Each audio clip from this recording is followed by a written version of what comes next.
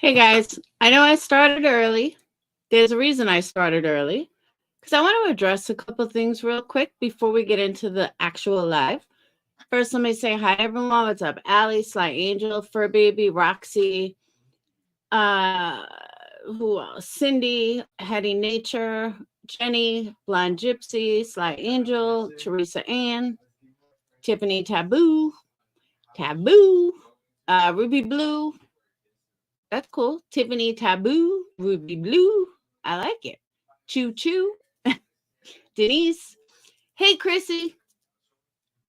Hey, Lindsay. Hey, Honey Badger. All right. So I just want to address a couple things before we get started tonight. One of the things I want to address is I just need people to understand so they don't feel like they're caught in the middle of something. I am not hurt by this afternoon. I am not bothered by this afternoon. I don't want anyone to feel like they have to pick and choose. I would not drag her. I'm not that type of person. Am I done with her? Absolutely. But I just want to clear a couple things up. It had nothing to do with what she did per se. It had to do with you don't do a friend like that. So she obviously didn't consider me a friend, but you just don't. You have your friends back. And if you can't, then you sold yourself short, because on YouTube, everybody needs another creative friend to have their back regardless. And she just lost probably one of the best ones she's ever going to have. And she sold it out for some numbers. Be my guest. But don't cry when this backfires in your face. So, but yeah, I'm not going to drag her. I'm not going to go run to her haters or any. That's not what I'm about. There was no agenda. The only agenda came from her. And I see how well it worked out for her. So I just want to put that out there. I don't want anyone to feel like they have to pick and choose. No, I don't play like that. I don't roll like that. I've never rolled like that. And it is what it is. And I'm just done. So hold on. I just got a weird text.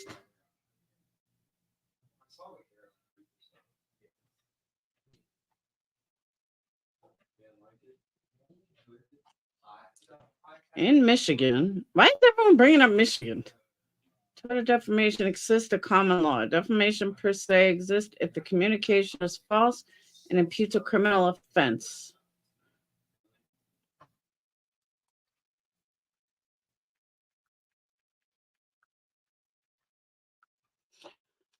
Okay.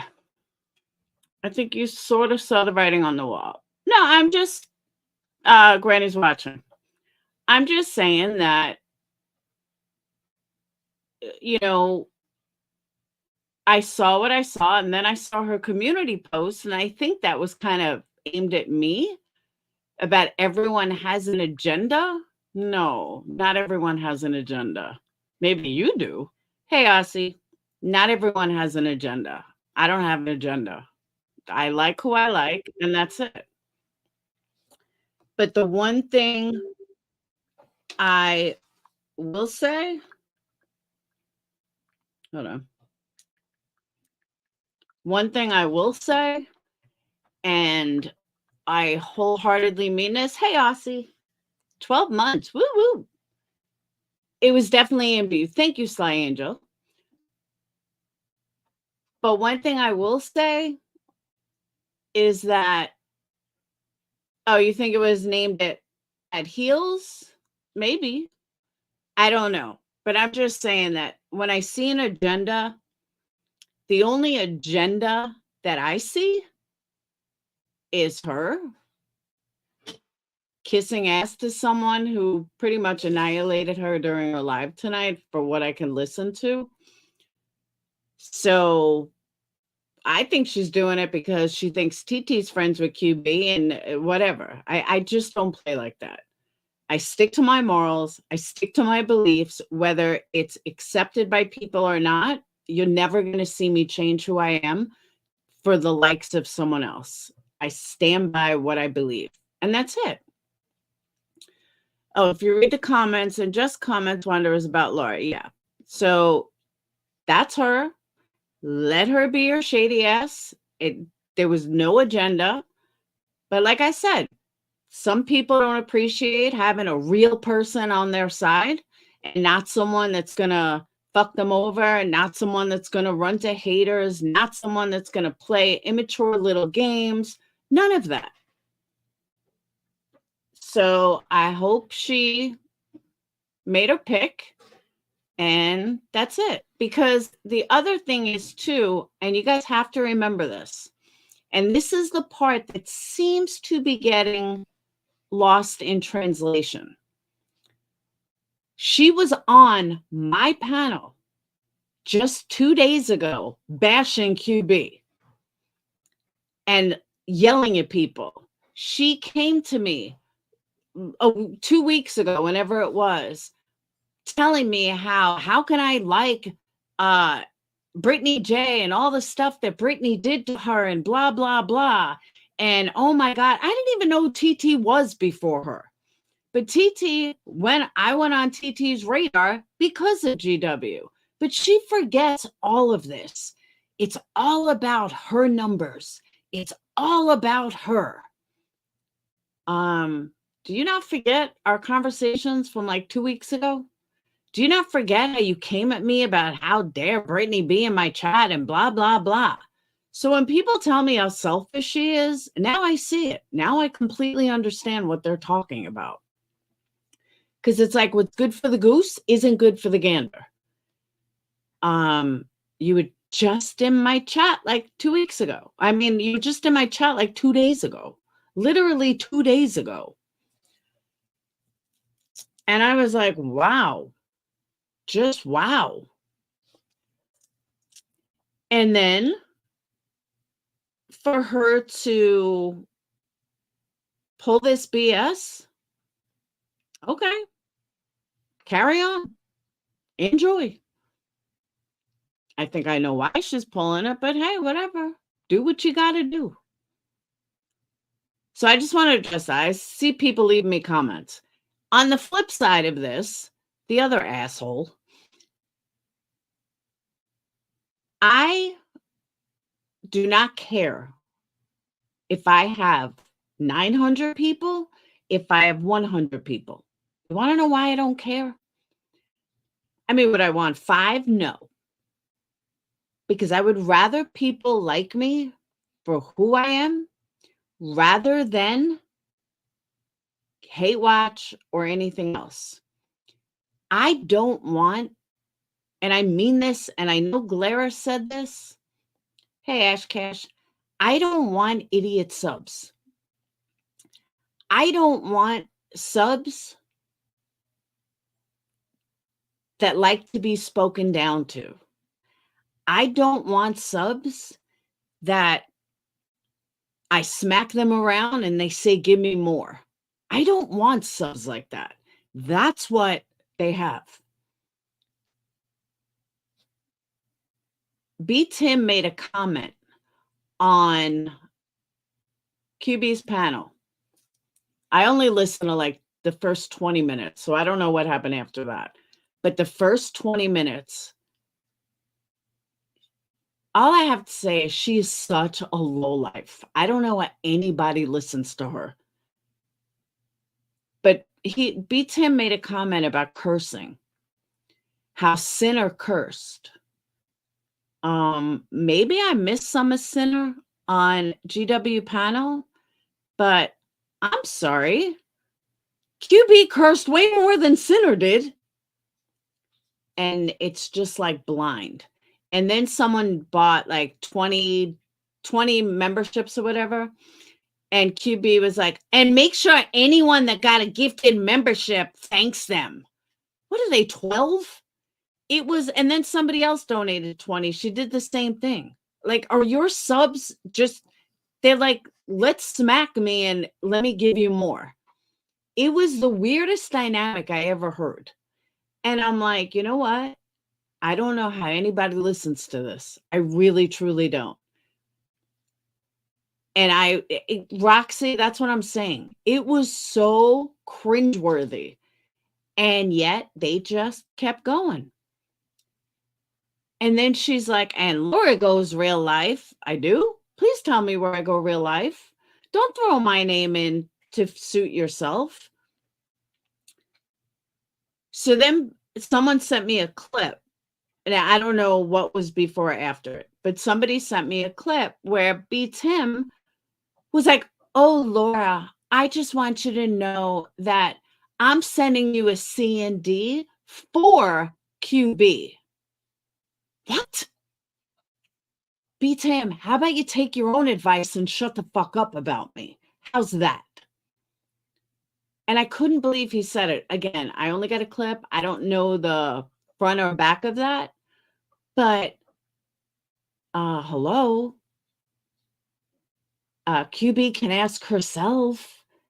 And it goes both ways, because you can't ask one to shut up about you, yet you keep running your mouth. Make it make sense, people. So that's why I was like, oh my God, I can't with this. And again, I don't know the front or the back, but that's what was said during. I was like, this is crazy. And she didn't even say anything. She was like, okay, next, like whatever. Like, it was so cringeworthy. And that I mean, at one point I was like, you know what? After she went on this rant about, oh, make sure you thank them, blah, blah. Like, I was done. I was like, you know what? I cannot even listen to this anymore, because this is so beneath me.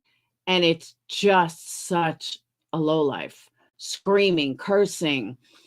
It was disgusting. I can't. Like, I couldn't even explain it. But I was like, you know what? There's no way I would ever listen to this. I got to turn it off. And then I put on a movie. While I was making candles, I'm like, I'm just going to put on a movie. It was horrible. Horrible. Scorpio sting, I agree. Hey, Bad Tiffany. But Marianne, everyone else was silenced to let him speak. It's ridiculous. Well, Scorpio, in all fairness, I haven't done a members only live in a while either. So I can't say anything there. Oh, you heard it, Bad Tiffany? You know what I'm talking about, right? It was disgusting. But like, somebody said something to me. A friend of mine called me to make sure I was okay. And I told her I don't even think that hard about it. But they said something to me that I'm learning is true. I am one of the very few creators that stands by my morals, for whether it be my subs, my Patreons, anybody. And that's never going to change. I don't have time for the petty BS. I just don't. It was like Jerry Springer. I agree. And I never liked Jerry Springer. And I don't want people that are so desperate to be accepted. I want people like you guys will see tonight, if anyone comes on panel and wants to talk. I want people with a mind. I want educated people. I want people that think for themselves. Yeah, everybody wants to be a part of something. Beauty and brains, exactly. But I want people to be accepted for who they are, not by some low life hypocrite. Like, I just don't get it. I really don't. And exactly, Jam, that's what I'm saying. I just can't deal with. Oh, did you hear her, Wanda? Come here. Come here. Little nightmare. She's like, what does that mean? Well, that's my main channel and most support for sticking to my guns about things. I see, I'll always. Wait, what was that, Allie? See, the Laura's the type sent C&D. She can dish it and take it. What's crazy, in my opinion, is B10 backs up Laura's breast cancer being called a scam. It's cancer. but somehow, since it's lore, it's okay. What do you mean he backs it up?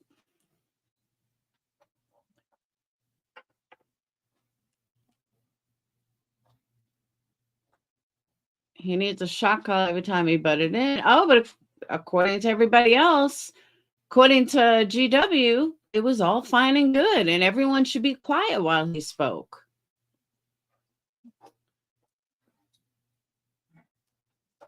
It was just absolutely ridiculous. Ridiculous. And can you feel my head real quick? What? You feel my head real quick? I feel a little warm. I just feel like throwing up. What? I just feel like throwing up. B10 was what? Was QB denying my cancer? I don't know why she's denying it, but okay. Have fun with that. She reminds me of the other one. Like, I don't know why she cares so much. It's not your concern. But, like, seriously, I've already shown my documents. What more would you like? I'm sorry you don't understand how cancer works. I really am, QB. I'm sorry you're just not educated at all in life, in anything. You're just a lowlife, like I've said from the beginning. It's not going to change. That's it. You know, I'm not, that's what I'm saying, Roxy. I paid all this money for a tattoo of something I don't have. Make it make sense. A permanent tattoo, no less. A tattoo that covers my entire fucking arm. But no, I must be lying. My God. But that's just their uneducated stupidity. I am absolutely not, Roxy. So, thank you, Jam. I'm not the one that made up cancer. I know other people that have. I am not one of them. Just start referring them to your video community post. I have a whole channel for it. I know, right, Lindsay? I'm just so invested that I got a tattoo that covers half my arm because I'm just so invested in this lie. You got it. And my kids are lying for me. I mean, the list goes on. My daughter buys me a bracelet today. Did I drop an F-bomb? Uh-oh. Did I? I'm trying really hard not to. Did I drop an F-bomb?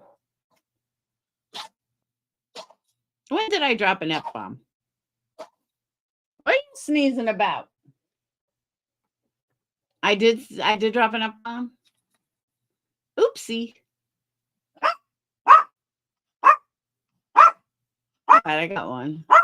I did have a legit piece of my boobie removed. That's true, Scorpio. I don't remember saying it. Where did I say it? I'll have to rewind. Shut up. He doesn't want to play with you. Look, why you got a Band-Aid? Oh. All right. Tattoo covers my entire even arm. All right. You guys got me. Stop. He doesn't want to play with you. Why are you quiet all day until I go live? I was once told I just had breast cancer and to get over it. Really? What? I want to go out. Hold on. A sick person lies about breast cancer. I agree with that, blonde gypsy. Come on. He wants to go out. Go out. Come on. Either that or he wants you to go out.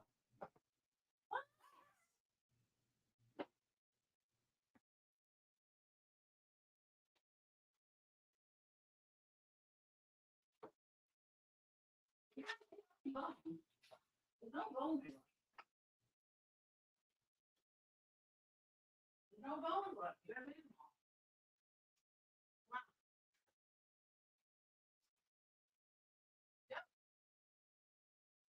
You're fucking him. So go outside with him. He's not going out without you. Why you did that, Poopa? You were just laying there all by yourself, not bothering him.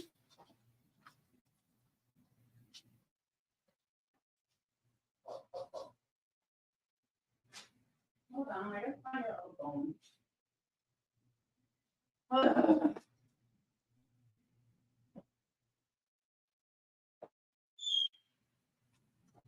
Where are the other bones?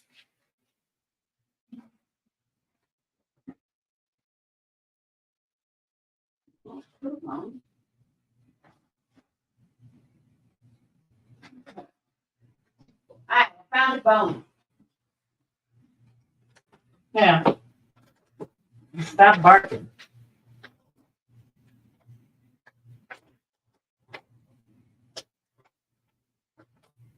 You're like a baby. Your days and nights are messed up.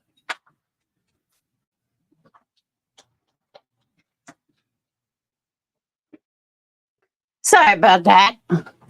Winston being a little winsty. All right.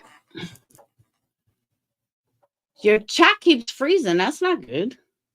Yes, we are the cool kids. But seriously, I just don't understand it. Maybe I'm just old, but I don't get it. I really don't. All right. I didn't see that. That's exactly why I've not made a YouTube channel. People are crazy and they want to hurt people. So I know some of the comments that I see in my comment section, I'm like, what is mentally wrong with you? Like, are you this messed up in the head? Yeah, most of them are. I know for us. All right. So I just wanted to address this because I've heard all sorts of nightmares. And I agree with that, Bad Tiffany. You don't understand it because reasonable people don't understand unreasonable behavior. That's true. Good point. So, all right, so let's move on. And for some reason, I can't post comments. I mean, I can't post links for some weird reason. So I'll be dropping the links periodically.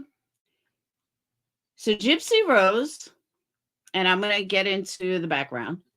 Gypsy Rose was released from jail after, I believe, 7.5 years.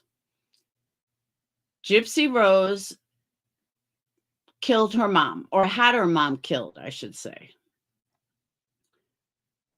She grew up with her mom. Her mom's name was Dee Dee Blanchard. Her mom basically, and I'm going to sum this up in a nutshell. Her mom basically tortured her. Her mom lied.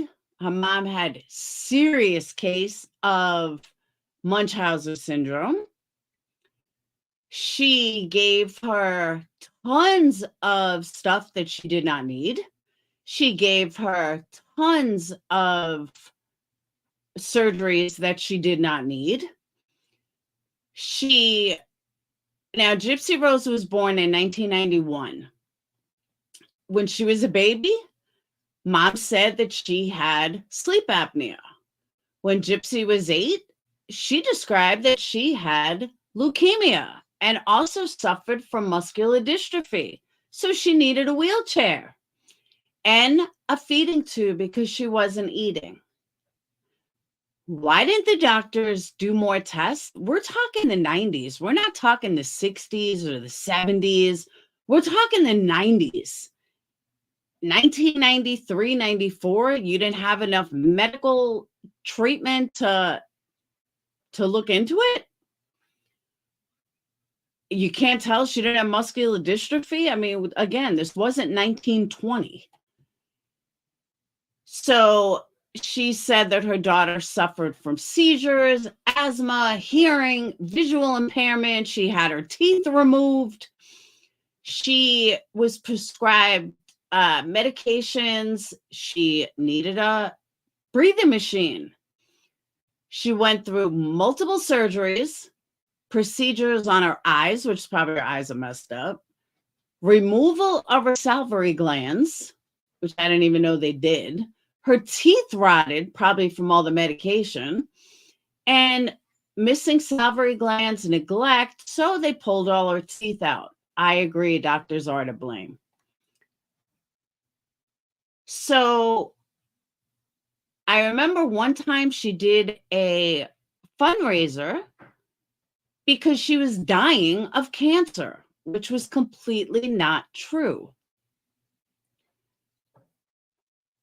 She had so many fictitious illnesses that she just wanted more and more attention. So she put them all on her. We're going to get to that. I absolutely agree. The doctor should be in jail. Every doctor that did this operation should put her in jail. I should be in jail. Then, she would go, I was just going to get into that. They doctor shopped. When a doctor finally decided, her tests aren't showing this. Something's not right here. Well, then they went to different doctors. And, Dee Dee had some kind of like nurse training. So I guess the doctors took her seriously. But she would accurately describe symptoms and sometimes gave Gypsy medication to mimic that. I mean, if you're a nurse, you're going to know these things. Everyone believed Dee Dee. Why wouldn't they? She even told Gypsy's dad that she had a chromosome disorder that led to all these health issues. Why the guy didn't check, I have no idea. He complimented Dee Dee for her devotion to their daughter. Hey, Chronicles, to their daughter. Totally was okay. Gypsy didn't seem to need a wheelchair, but what did Dee Dee do? She ran away. She took Gypsy and moved because some things didn't seem right. But it didn't just stop there. Dee Dee claimed that she was a victim of Hurricane Katrina. Again, how did nobody look into it? She and Gypsy received assistance to relocate from Louisiana to Missouri in 2005. There, she went to new doctors and new doctor appointments. Hurricane Katrina provided another excuse for all these missing medical files. It didn't ever occur to anyone for Gypsy to stand up. It didn't ever occur to Gypsy to try to stand up. 2008, Gypsy and Dee Dee moved to Springfield, Missouri. And guess how they got their home? From Habitat for Humanity. Painted pink, and it had a wheelchair ramp. Gypsy and Dee Dee received benefits that included charity, sponsored visits to concerts, Disneyland, and all along, Dee Dee continued to get all the attention for being such a devoted caretaker. Gypsy was 14. This is when I think it started to turn around. Gypsy was 14, and she went to go see a neurologist in Missouri, who really came to believe that she was a victim of Munchausen syndrome by proxy. But for some weird reason, the doctor never reported it to the authorities. In later interviews, he stated that his belief was that there wasn't enough evidence to act upon it. I'm sorry, I don't believe that. Again, we're talking 2009, 2008. We're not talking 1920. An anonymous report was made to authorities stating that Dee Dee's accounts of Gypsy's ailments had no medical basis. Gypsy was born in 1991. You're going to tell me there wasn't enough info until 2009? Yeah, they did make a wish. Till 2009, nobody saw this? No medical documents prove this? So then it resulted in 2 caseworkers visiting the home, but Dee Dee convinced them that there was nothing wrong. Gypsy then, got older, and Dee Dee began to lie about her age. She went and altered the dates on her birth certificate to make her seem younger. Because once you get older, well, Dee Dee's probably going to try to do it on her own, try to walk and whatever. So now go 2 years later. This happened in multiple states, but the last one was Missouri. Now go 2 steps forward. 2011. Gypsy tried to get away from her mom by running away with a man she met at a science fiction convention. Dee Dee soon tracked down via mutual friends. She convinced the man that Gypsy was a minor, even though she was 19. And according to Gypsy, Dee Dee smashed her computer, physically restrained her to her bed, and they returned home.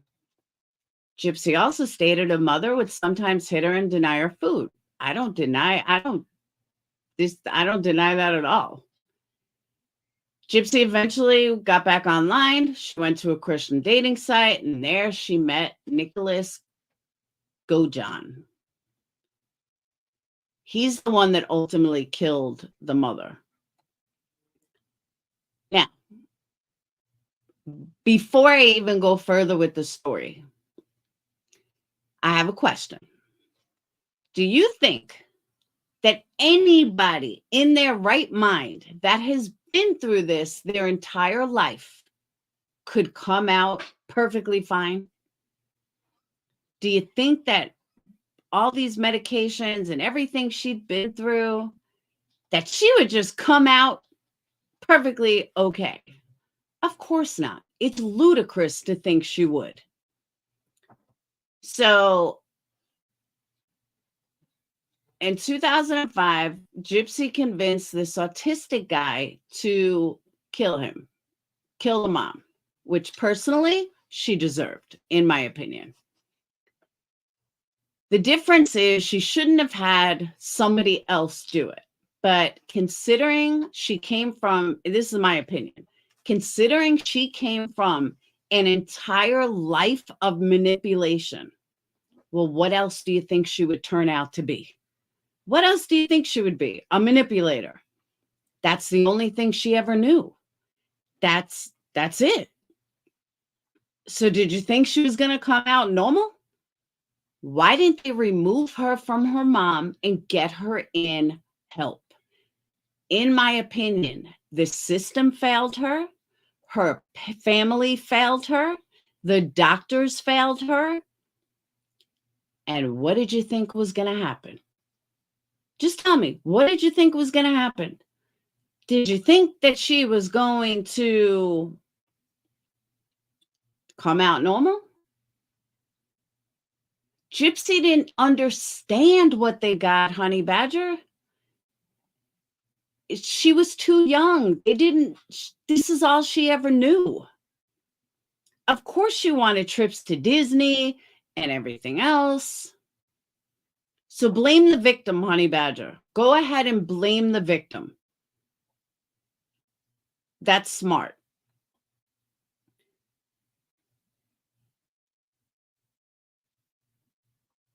And what about the first 15 years of her life? Are we just forgetting about 15 years of her life? The first 15 years is what molds you. It's where you turn out to be who you are.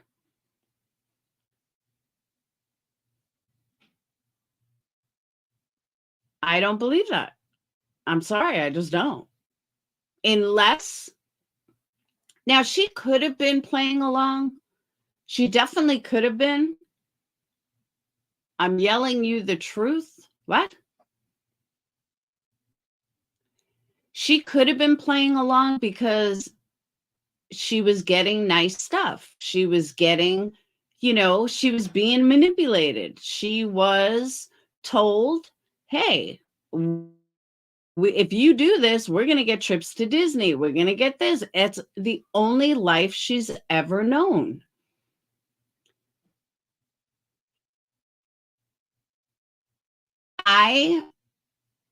Now here's the one thing that I don't agree with.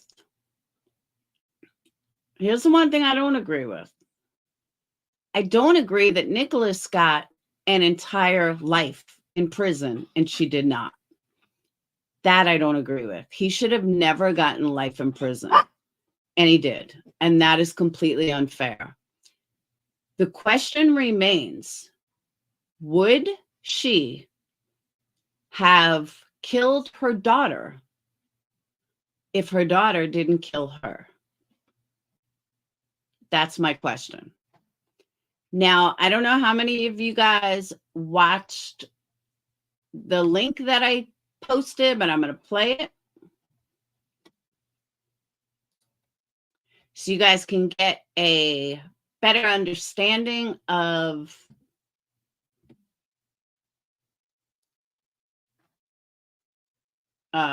detail. It's actually a really good video.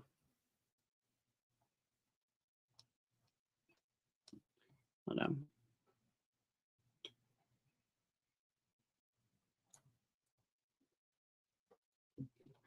Boop, boop, boop.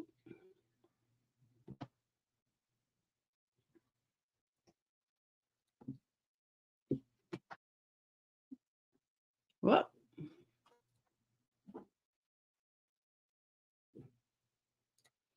Okay. It is very factual. It's a really good video.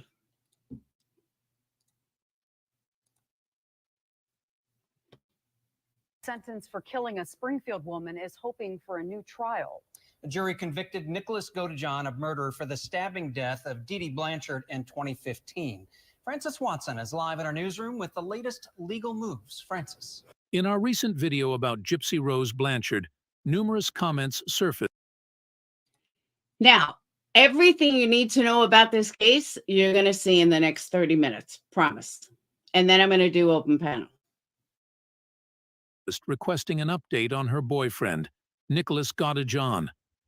While many expressed satisfaction with the sentence he received, viewing him as a dangerous criminal deserving of his current situation and a potential ticking time bomb prone to reoffending, if given a chance, a substantial number of people also showed overwhelming sympathy, believing that Nicholas was manipulated by Gypsy, taking into account his mental challenges, leading to his unfortunate outcome. The Menendez brothers are still in prison because most people didn't believe they were abused. That's why. Very simple. Their abuse story never panned with the jurors. They didn't believe it. Especially now that she is getting paroled and preparing to live her life while he remains incarcerated for the rest of his life. Well, Squirrel, you have to remember, she didn't actually do the murder. He did. So she's technically not a murderer.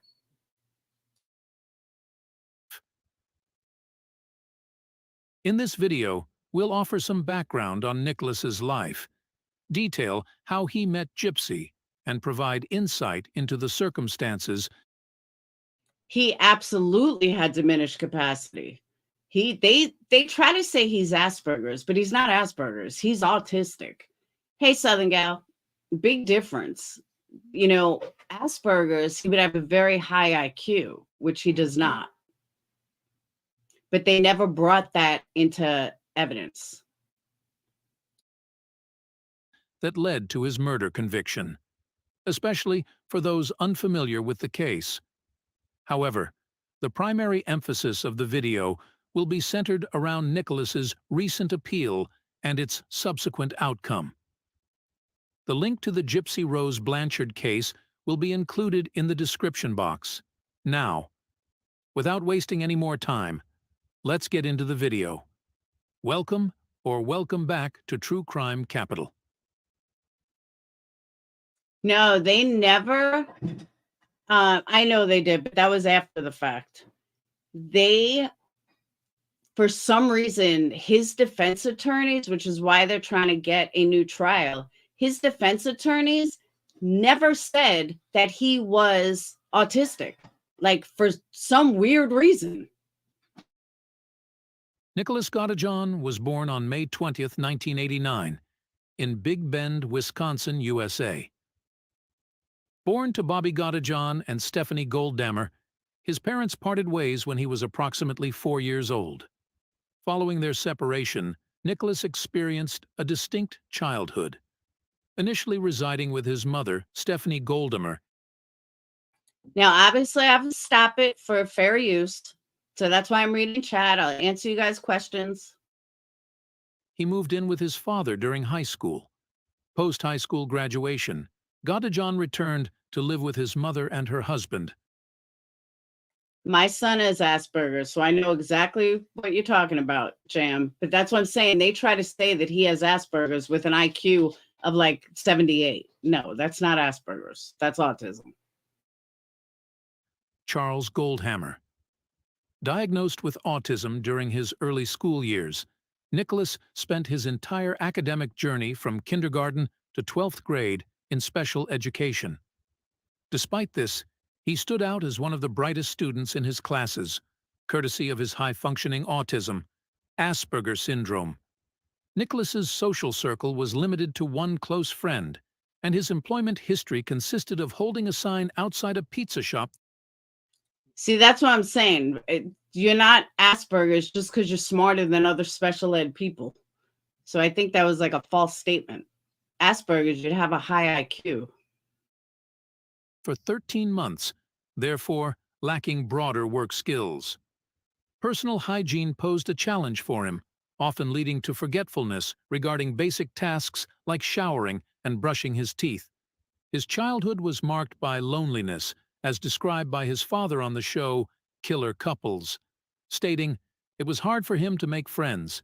He was always by himself, pretty much grew up by himself. He did not have many friends, one or two, but mainly family were his friends." However, his young adulthood proved even more isolating as he developed an interest in computers with aspirations of becoming a computer repairman. Unfortunately, this endeavor did not materialize as expected. Nicholas recalled, "I tried to get into computer programming." No, Nick has an IQ of like 78. Did Nick try to essay Dee Dee before the murder? Not that I know of. I have not heard that, Good Witch. But they weren't too happy with how long I was taking to grasp it all. Ever since then, I wasn't able to really pursue any other paths or types of careers. Consequently, Nicholas withdrew further into himself, relying on online connections for comfort. It is on this Christian dating site that he would make a connection with a girl. When I saw this, my question was, I want to know who this is, because he's cute. Hey, Barika. Hey, Carol. That would change the rest of his life. In 2012, at the age of 23, Nicholas connected with Gypsy Rose Blanchard on the Christian dating site, Gypsy, describing the encounter later as almost like love at first sight, and feeling an instant connection. Gypsy, then 21, lived with her mother, Claudine Dee Dee Blanchard, in Springfield. In 2013, Nicholas faced legal trouble related to watching explicit content.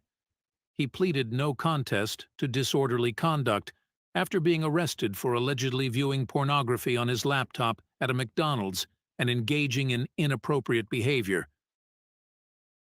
Did you know you can't watch porn on your own laptop in McDonald's? I did not know that. I was equally shocked when I read this. Despite Gypsy's actual age of 21, her mother, Dee Dee, portrayed her as a young teen. Gypsy was compelled to pretend to be disabled and chronically ill, undergoing unnecessary surgery and medication, while being controlled through physical and psychological abuse. Controlled through physical and psychological abuse. And yet nobody took her away from psycho. So if she was physically abused, I did read them a long time ago. Physically abused, then I stand by what I said. The bitch got what she deserved. Dee Dee falsely claimed Gypsy had hearing and vision problems. Though a muscle biopsy found no signs of the muscular dystrophy, Dee Dee I will totally keep that in mind, Adrian, because I did not know that. So next time I go look at porn at McDonald's, I'll think twice. This is so sick that she did this. Faraz, I said the same thing. I don't get it. insisted Gypsy had. She succeeded in obtaining treatment for other supposed issues.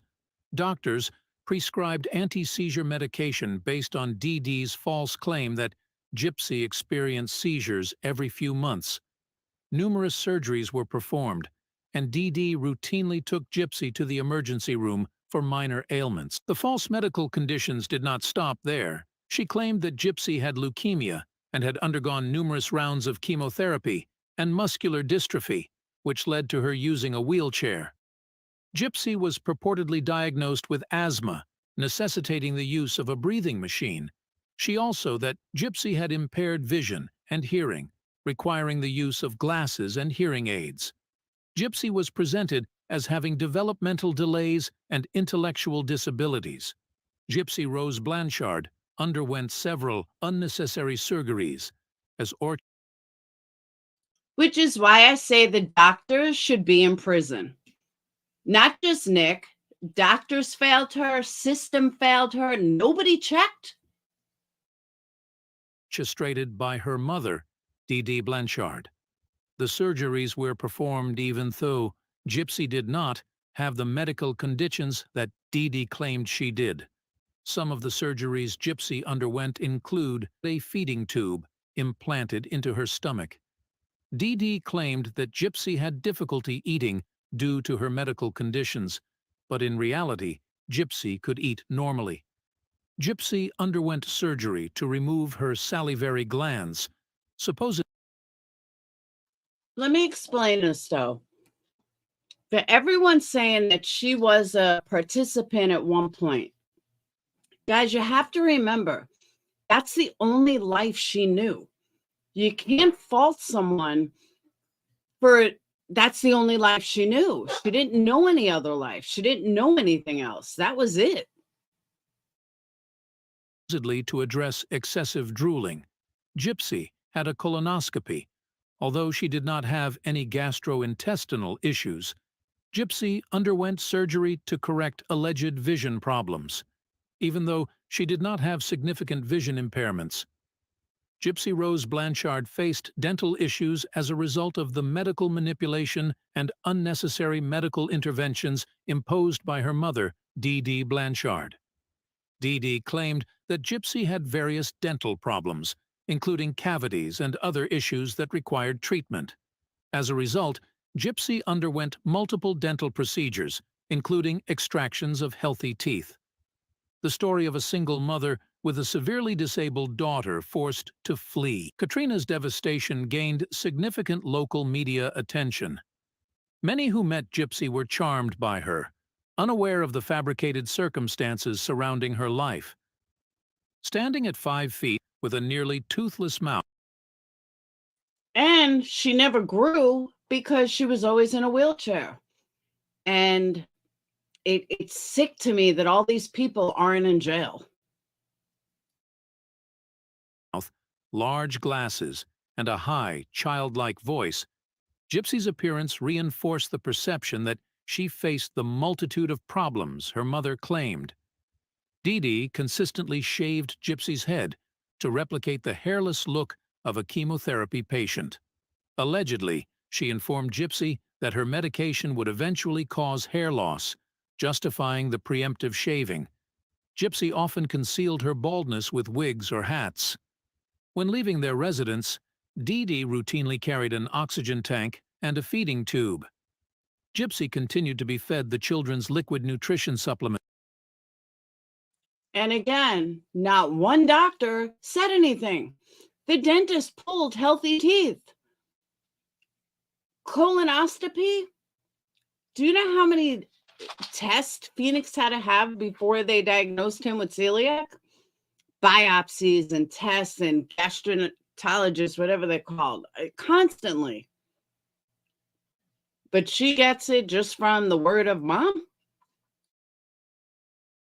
Pediasure, well into her 20s. Dee Dee employed physical abuse as a means to Like this. What is she hooked up for?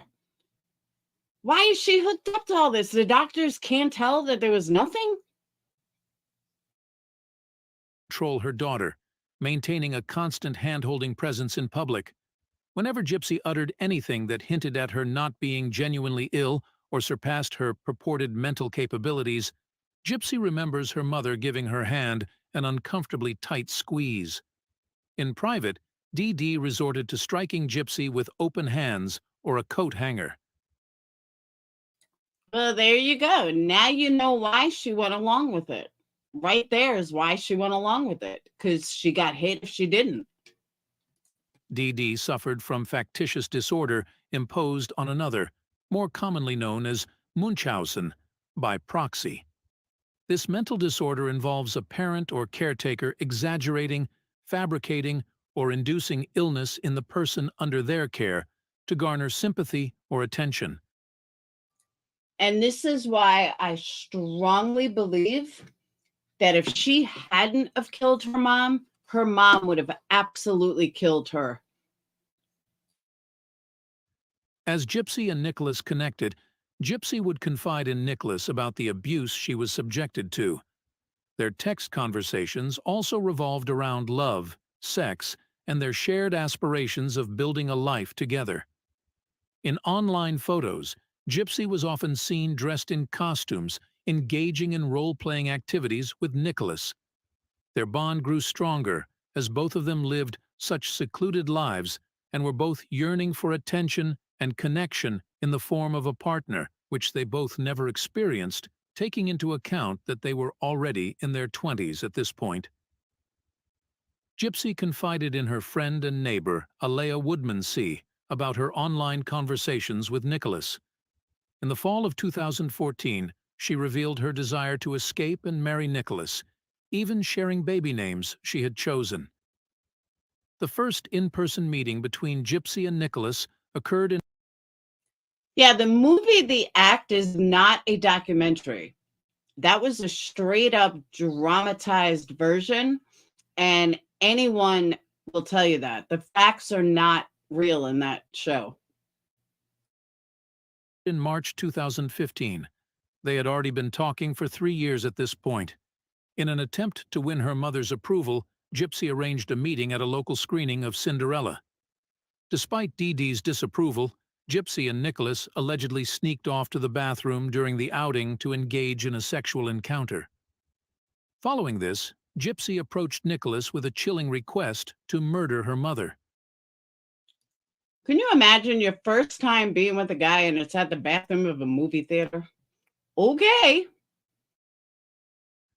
She mailed him money and reportedly stole a knife from Walmart for the impending attack. So, she first asked me, how badly do you want to be with me?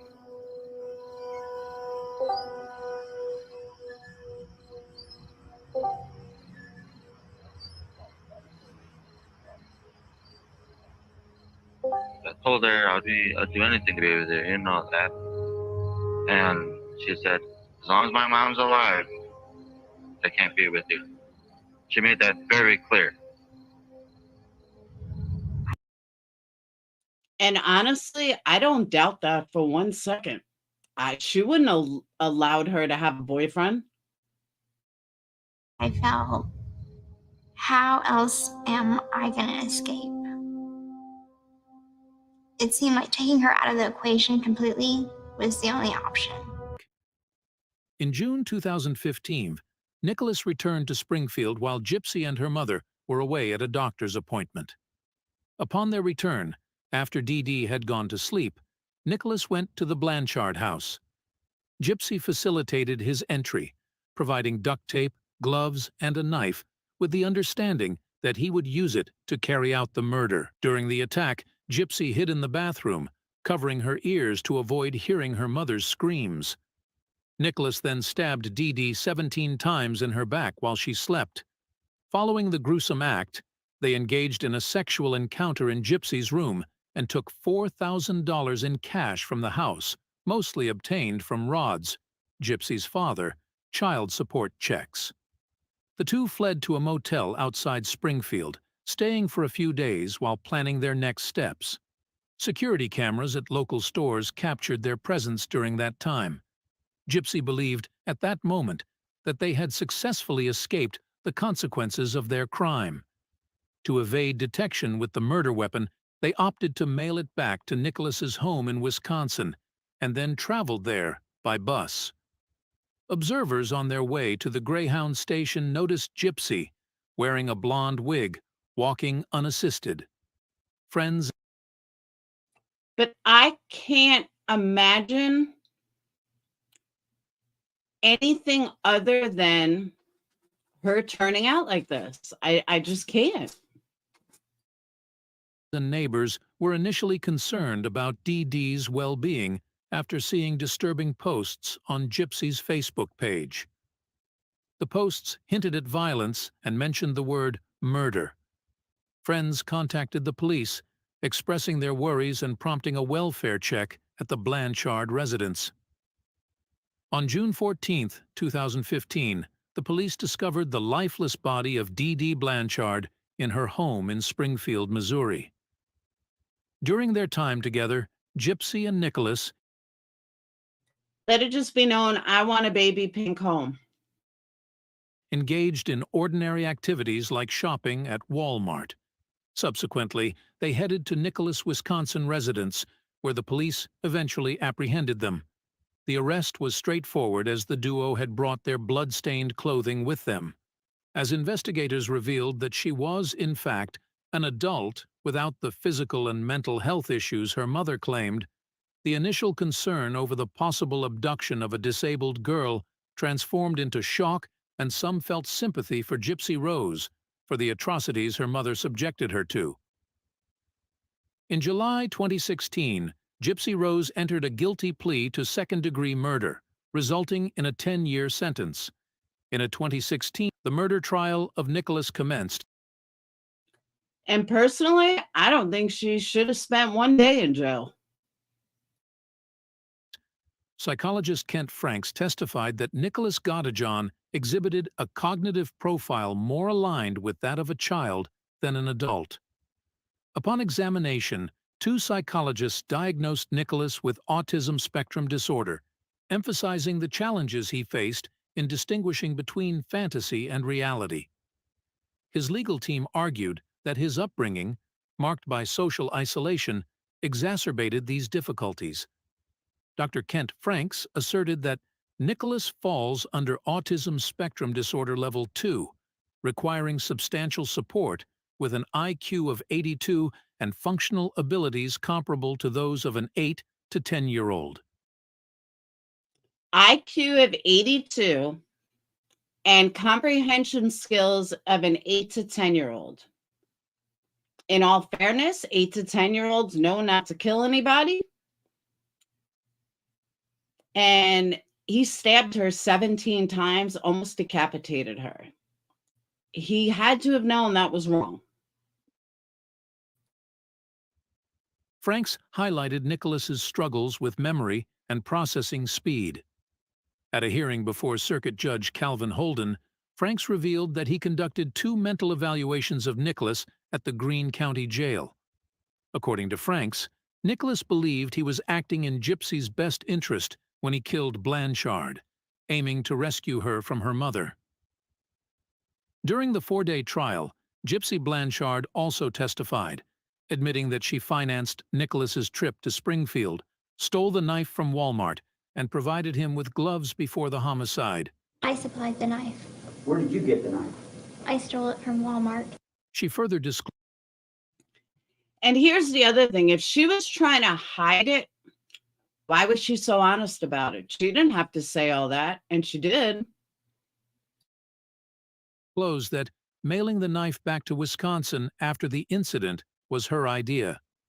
Gypsy expressed that she never considered the possibility of being discovered by the police and had intended to spend the rest of her life in Wisconsin. According to County Prosecutor Dan Patterson, Nicholas possessed a sound mind and was driven by sexual motives and a desire to be with Gypsy Blanchard. The prosecution contends that while Gypsy Blanchard conceived the murder plan, Nicholas executed it. Nicholas's prior disorderly conduct in 2013 emanating from his existing criminal record also played a role in the trial outcome. The extensive communication history between Gypsy and Nicholas worked against as evidence of prolonged planning. Now, you guys all watch a lot of true crime. Tell me this.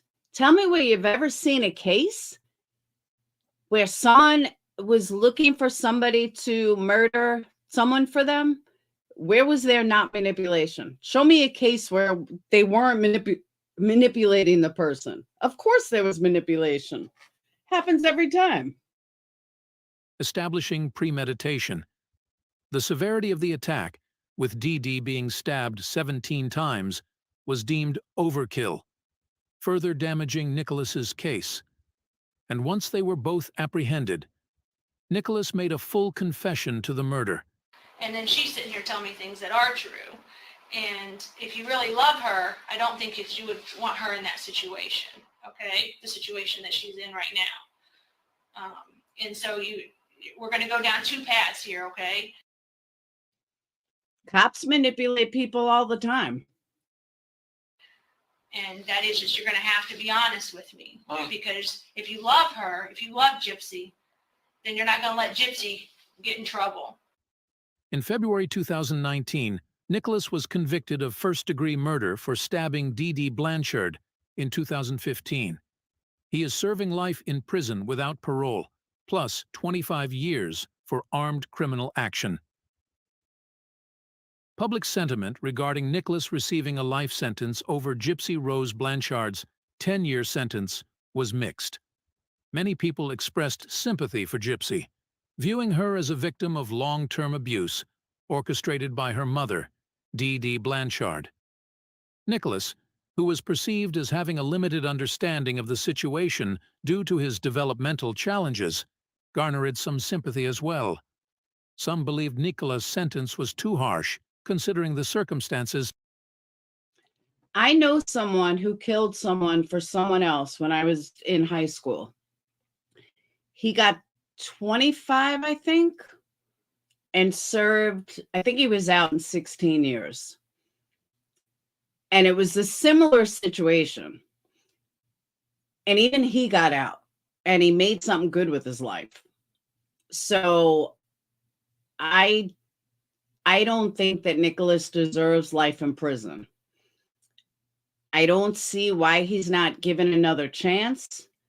I don't think under any other circumstance he would do it again. And isn't that what jail's all about? Jail, you send people to jail for rehabilitation, for punishment. Well, him serving life isn't going to save the world. It's not going to save the community. If this was an isolated incident, he didn't have any other violent crimes before he met her, then odds are he's not going to have any violent crimes after he meets her, after she's done. Just my opinion.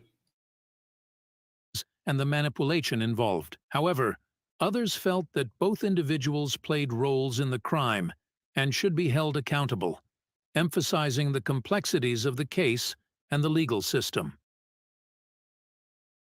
The next part of the video details Nicholas's hearing for a new trial. In August 2020, that's like the person I'm talking about. Look up Cheryl Pearson case with Sean Pica, P-I-C-A. Very interesting case. Very similar. 2. Nicholas returned to a Greene County courtroom seeking a new trial. His legal team argued that he had received ineffective counsel, and defense attorney Jenny Young presented the case before Greene County Judge David Jones. The evidentiary hearing, which commenced on August 9th, spanned 2 days, during which Nicholas's attorneys presented evidence while Greene County prosecutors.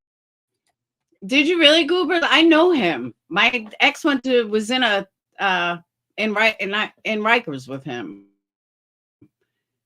He's actually a really nice guy. Prosecutor Dan Patterson represented the state's position.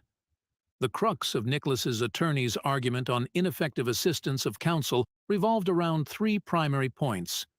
Firstly, they asserted he actually turned out really well. He's now the president of what's it called? Something to do with education in prison. He actually became president of it. Look him up. He's got a really interesting story. He got married. He really turned it around and made something with his life. that Nicholas's original lawyers neglected to request a change of venue, even as the case garnered significant attention in local and national media, making it challenging to ascertain an impartial jury. Secondly, Nicholas's legal representation failed to explore or present enough witnesses and evidence to support the claim that his actions were influenced by diminished capacity due to his autism.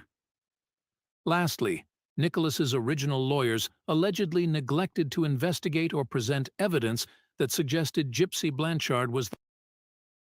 And that's another thing about the dad. Why wasn't the dad putting his foot down? Why didn't the dad do his own medical interference? The dad just let her do whatever? Come on. What a piece of shit father. The mastermind behind most of the murder plot, with Nicholas merely carrying out her directives. Nicholas's new legal team introduced an extensive array of evidence, including numerous instances of media coverage from various outlets such as KY3 and articles from the News Leader. Additionally, documentaries produced by HBO and other streaming services were presented, along with clips from the 2017 HBO documentary Mommy Dead and Dearest, the 2018 TV movie Gypsy's Revenge, and the ABC 2020 special Gypsy's Truth and Lies. Some of this media coverage featured leaked discovery evidence. During the hearing, Nicholas's post-conviction lawyers questioned his trial attorneys, Dwayne Perry and Andrew Meade, about their decision not to request a change of venue before jury selection, especially as media coverage intensified. Their responses differed significantly. The defense attorney asserted that there is a documented record of 2 plea offers extended to Nicholas, both of which. It's funny, you know this is the AI voice because they said record instead of record. What's the new one coming out January 4th? That's Laura's birthday. That's what's coming out on January 4th, my birthday. Which he rejected in pursuit of a reduced sentence, hoping for a sentence closer to what Gypsy received. Perry acknowledged that mitigating factors, such as mental disorders. Yeah, you know, Faraz, now that I noticed that, I never realized how much was AI until, like, you really start listening. I'm like, oh my God, that's not even a guy's voice. That's AI. Could have been instrumental in addressing first-degree murder charges. Public defender Dwayne Perry testified that he did not contemplate hiring a medical expert specializing in autism to aid in Nicholas's case or to facilitate communication with him. Regarding a plea bargain made to the state, Perry mentioned that it was proposed but ultimately rejected. Hang on, guys. I got to check chicken. Hold on. Talks amongst yourselves for a moment. Move, Booker. Move. Why are you standing on the door? I'm afraid you got to work tonight, right?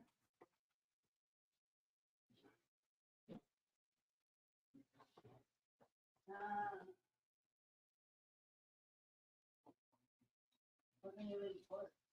20 minutes.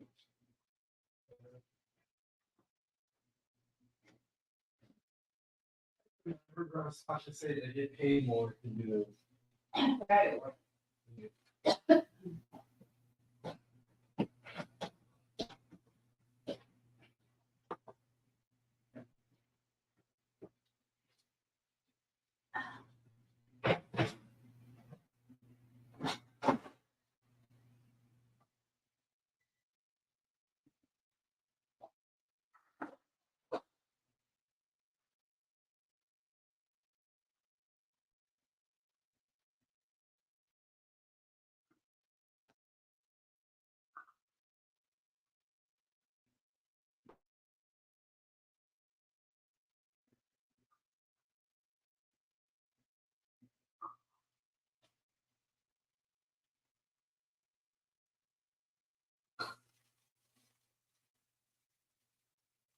Gotta cool down.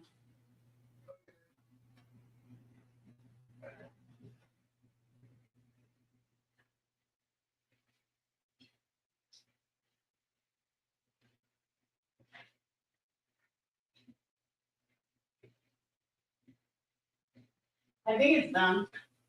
Okay. Maybe not. Yeah, it might be. Yeah, I think it's done.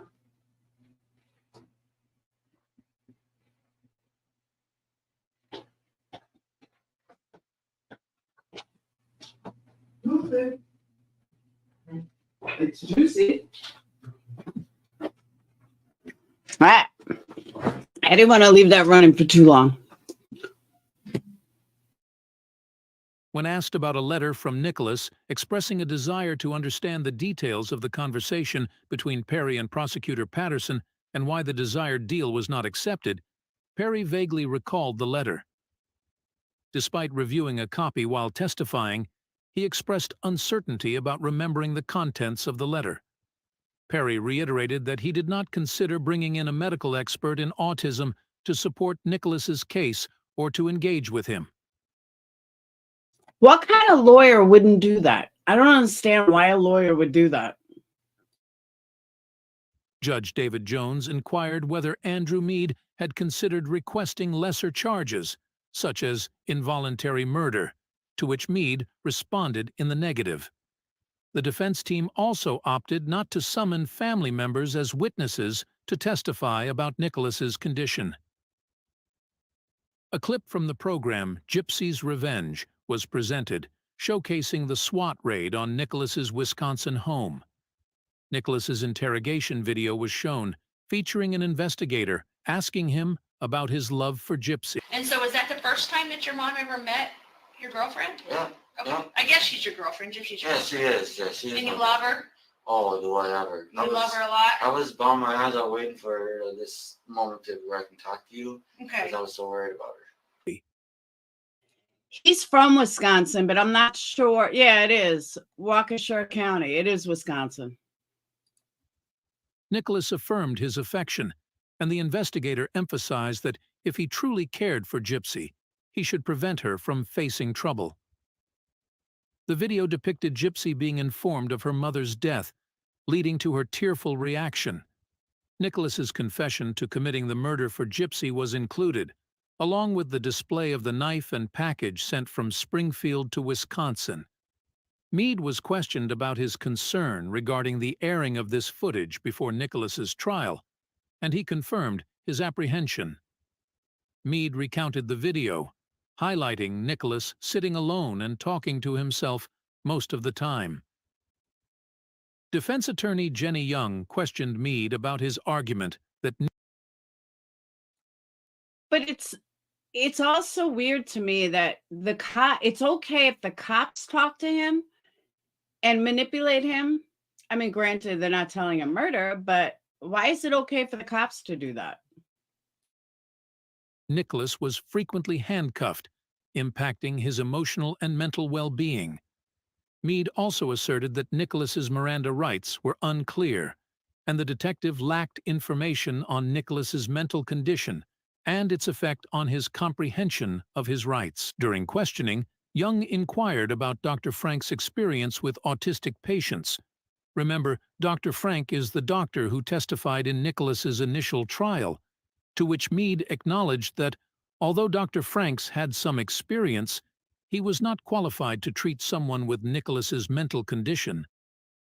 And although I agree with you, Scooby, he wasn't a minor. He was an adult.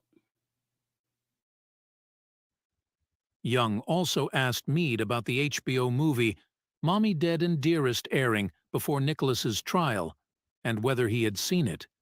Mead confirmed that he was aware of the leaked evidence in Gypsy's case, which mirrored Nicholas's, and acknowledged the extensive media coverage, considering its potential impact on jury selection. Stacey Sullivan, a counselor at Waukesha County Jail, recalled her interactions with Nicholas during his arrest in Wisconsin in 2015. She noted that after his booking, he was placed in a mental health unit for observation due to thoughts of suicide. Nicholas expressed concern only for his girlfriend, Gypsy Blanchard, at their arrest. Sullivan indicated that Nicholas coped by engaging in crossword puzzles. Phoenix, did Dayton turn the heat off? I have no idea. Can you look? And sleep.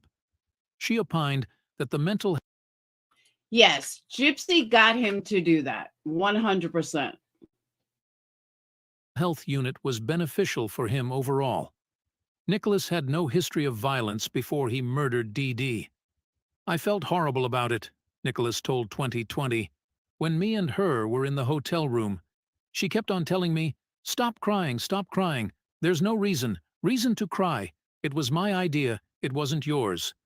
One significant argument made by Nicholas' new attorneys throughout the hearing was that the original defense failed to present various pieces of evidence contradicting Gypsy Blanchard's version of events. Unshown videos, including one where Gypsy mimicked a stabbing motion, were presented to dispute her claim that Nicholas planned most of the murder. Other videos aimed to illustrate a shift in their relationship dynamics, with Nicholas becoming submissive and Gypsy dominant. Role-playing videos were shown where Gypsy referred to Nicholas as her slave and threatened to limit his time with her if he did not go according to plan. Another video depicted Gypsy expressing a desire to kill Nicholas. But again, show me a situation where a manipulator is not going to manipulate. You know what I mean? It's weird how they wonder why she manipulated him. She was asking somebody to murder her mother. Of course she had to manipulate him. Believing they were both capable of evil actions. Paul Curry, Nicholas' uncle and his mother's brother, recalls Nicholas' childhood as one marked by difficulty relating to people and a lack of communication skills. Curry recounts an instance of bullying that Nicholas experienced without realizing it due to his limited comprehension. He also observed Nicholas frequently talking to himself, emphasizing the absence of care and basic hygiene instruction during his upbringing. Amber Morris, Nicholas's first cousin, whose mother was Godejohn's mother's sister, spent significant time with him between the ages of 8 and 13.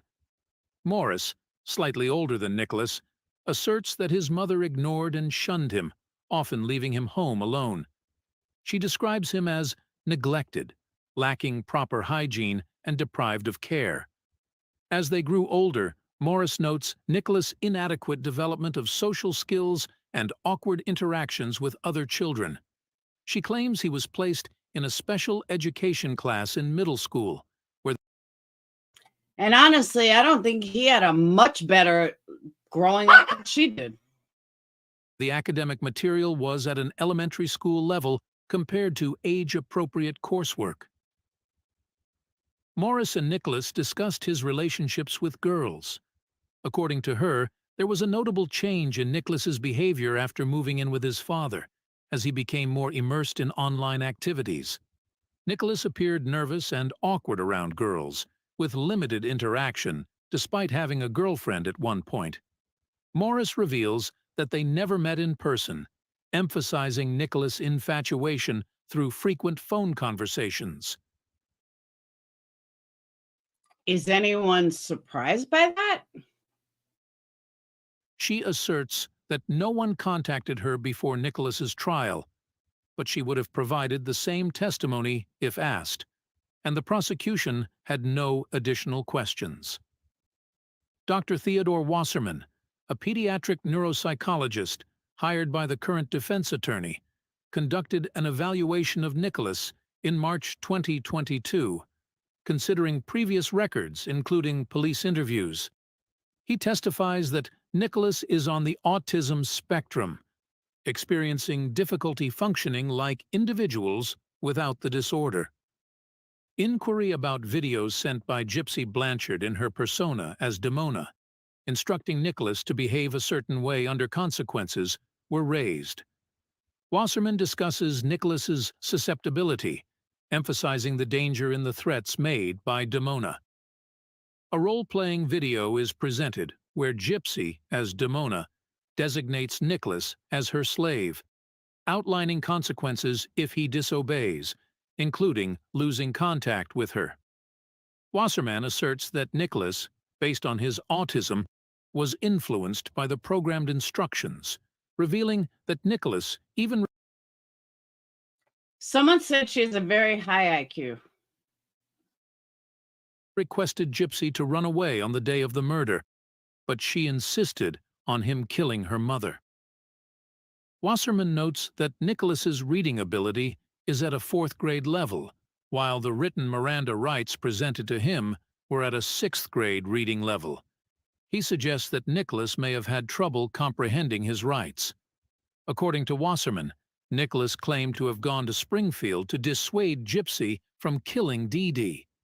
Nicholas allegedly argued with himself about whether or not to stab Dee Dee as he walked down the hallway towards her room. During the prosecutor's questioning, Wasserman affirms that Nicholas can think. The prosecutor brings up Dr. Frank's previous testimony, indicating that Nicholas had given his word to Gypsy to kill her mother. The prosecutor argues that a year before the murder, Nicholas told friends. See, and I don't doubt that it was the grift. I don't doubt any of that. I'm just saying that what else could you expect from her?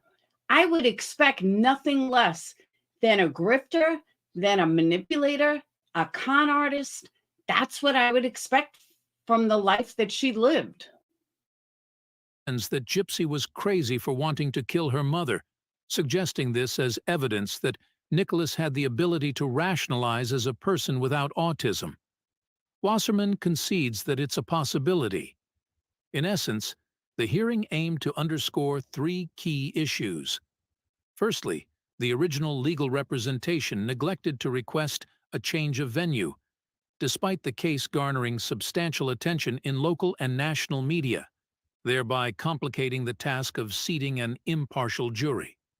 Secondly, Nicholas's attorneys failed to adequately explore and present witnesses or evidence supporting the argument that his autism played a role in diminished capacity.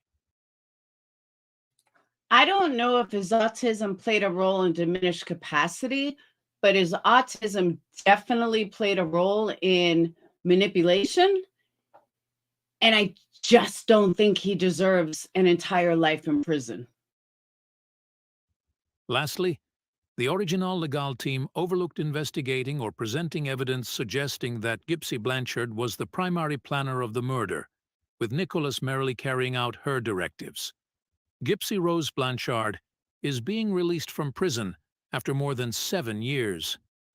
The 32-year-old, sentenced to 10 years in 2016 for her involvement in her mother Claudine Dee Dee Blanchard's death, was initially set for a 2026 release, but will now be freed on December 28, 2023, having served 85% of her sentence as required by state law. The Missouri Department. I personally believe the reason why she got such a low sentence, because she was the master manipulator behind it, but she didn't actually do it. She wasn't the one that committed the actual murder. Department of Corrections also grants her time served for the year spent in Greene County Jail before pleading guilty to second-degree murder. Blanchard, currently at the Chillicothe Correctional Center, revealed in a letter to the news leader that she is working on a book. While the publication details are yet to be finalized, she aspires to share her story to aid other victims of child abuse. Over the past 5.5 years, Blanchard's narrative has been portrayed through articles, an HBO documentary, and a fictional TV series, The Act, on Hulu. Depends on the state. Some states consider it just as bad, some don't. In February 2023, Judge Jones denied Nicholas's motion to vacate, set aside, or correct judgment and sentence. While it might seem like the conclusion of Nicholas's story, it's not quite over. In December 2023, Nicholas's public defender, Tyler Coyle, submitted another appeal. If he were to get a new trial, then it would start all the way over, and there wouldn't be any previous finding of first degree or second degree. It would just have to go back to a new trial. Arguing ineffective counsel. Coyle asserts that Godejohn's prior legal representation inadequately explored and presented evidence from a qualified neuropsychologist specializing in autism spectrum disorder for the defendant's diminished capacity defense. Currently, a panel of 3 judges is tasked with determining whether Nicholas will be granted another trial. As of the finalization of this video, no specific date for the decision has been reported.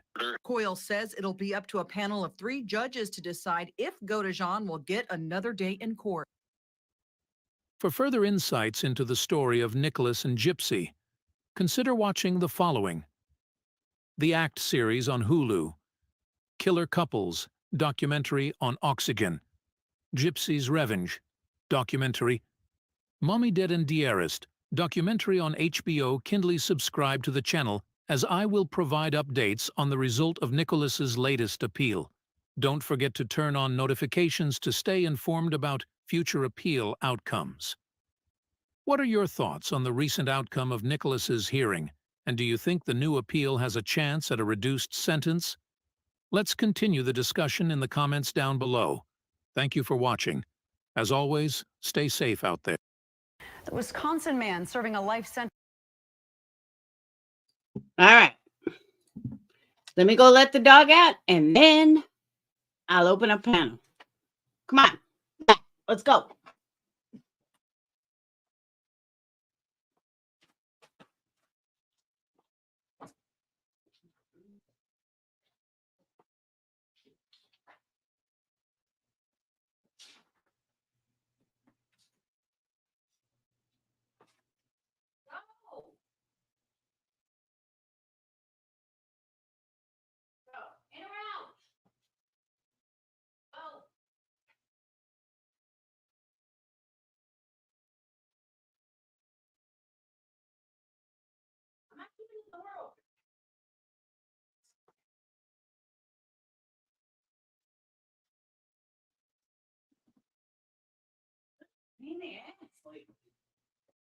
God. Jeez. No, go lay down. No. I just try to let you out. No. Booka, booka, booka. All right. Now I'm going to open up panel.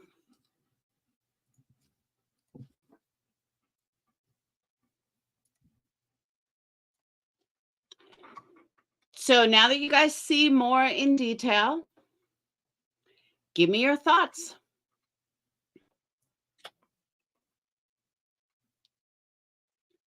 And if nobody comes up, we'll continue it tomorrow. And hopefully someone will come up. Charles Manson didn't kill anyone, that's true. But Charles Manson wasn't abused. Charles Manson's whole life wasn't being raised by being abused and tortured and physically beat and emotionally beat and psychologically beat. And his whole life wasn't taught to deceive. That's the difference. I think somewhere psychologically, people realize that Gypsy didn't have a choice. Like, this was the only life she knew.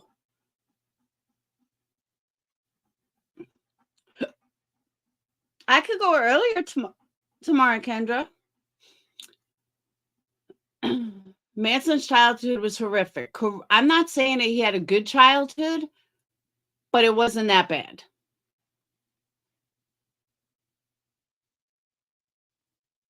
He had challenges. He was abused, but it still wasn't that bad.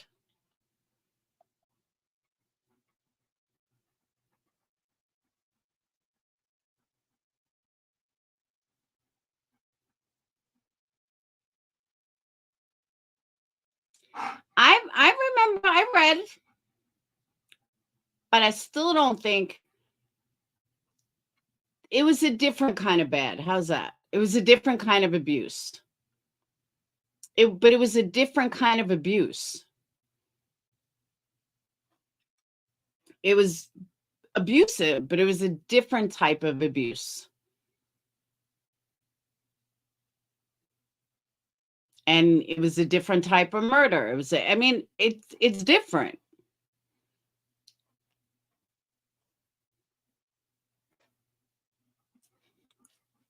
She kind of was held captive.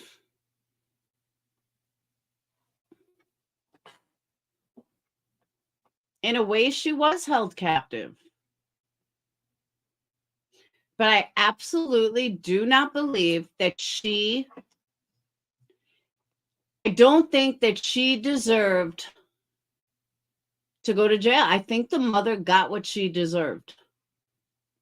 Because I think that if it wasn't her mother who died, she would have died.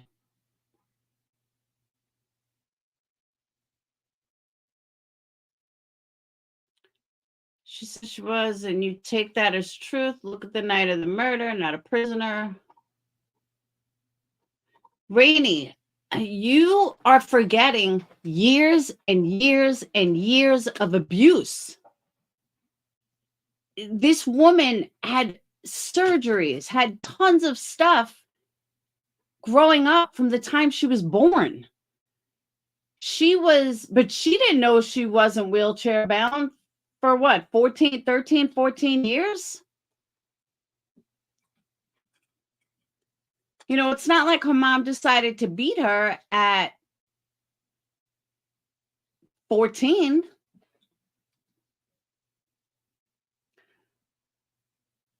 Mom should have went to prison after murdered.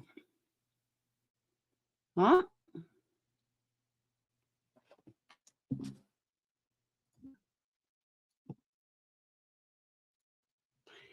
So someone take a link. Exactly, Tiffany. Who was she going to turn to for help? I agree.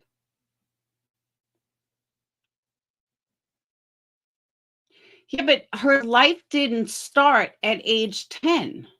Her life started when she was a baby. And she had all these operations. All these stupid operations from when she was born.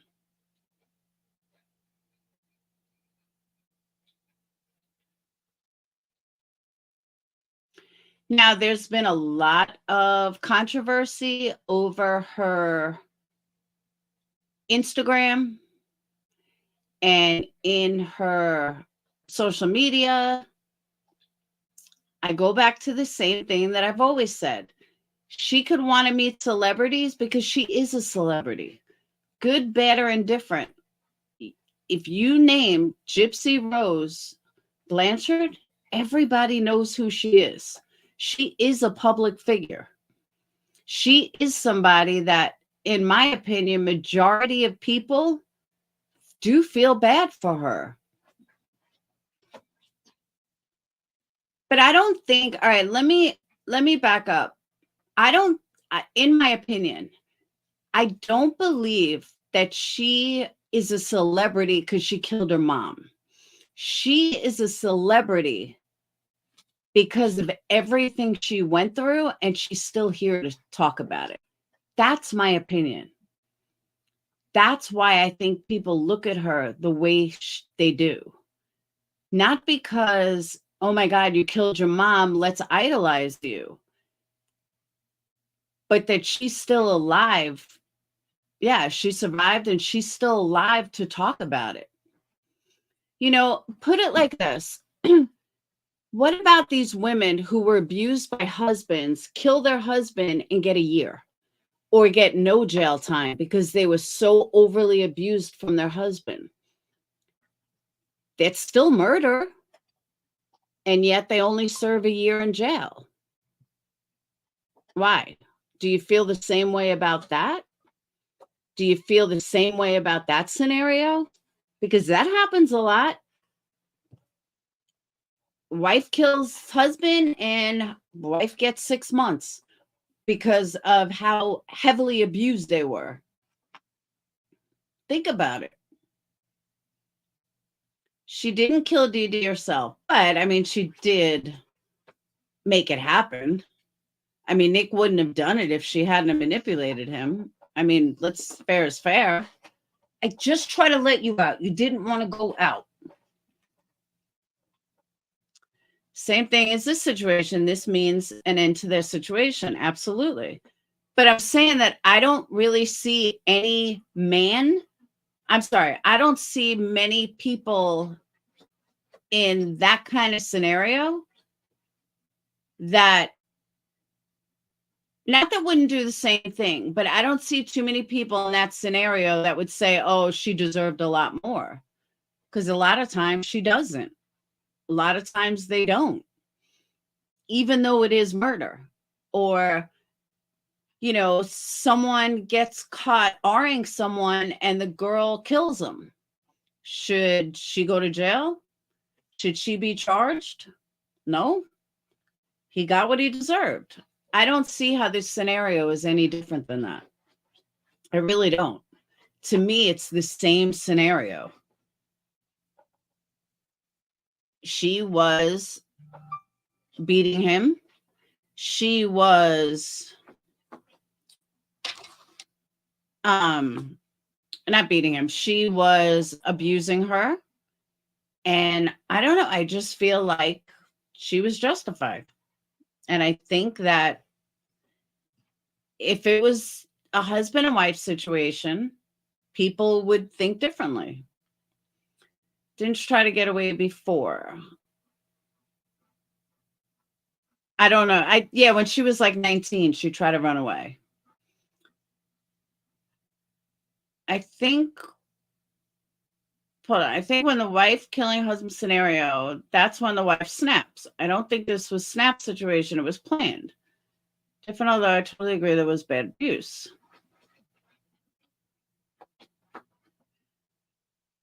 And when has a woman ever gotten away with murder? Oh, it happens. See, I can justify it. Let's see. I'm going to look it up. I'll give you your answer. Hold on. Guys, if nobody comes on panel, I'm going to shut down then.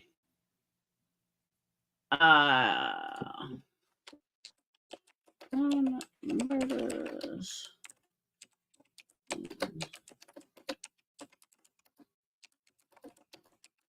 Hold on. Sally Challen, 2019. Sally Challen walks free as court rules out retrial for killing abusive husband. Challen, 65, was sentenced at the Old Bailey in London on Friday to 9 years and 4 months. Time already served for the manslaughter of husband.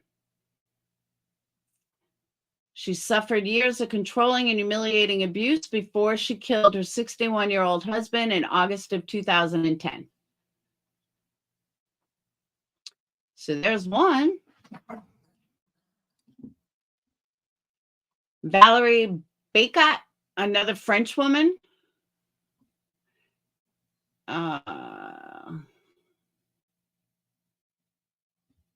Since killing.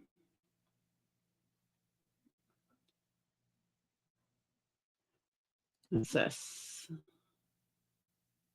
Local woman charged for killing husband. Attorney says years of abuse forced her to stand her ground. This was 2021.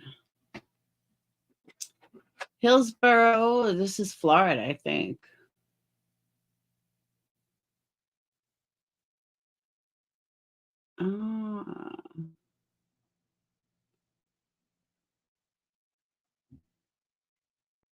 Mike Irwin. Hold on.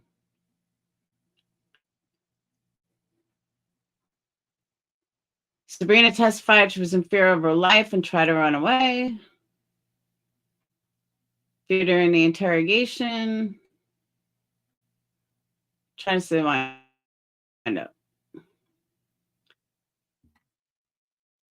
She could decide if Sabrina's stand your ground defense was reasonable and if the case will be thrown out. I don't know the answer. Let's find out. Hold on.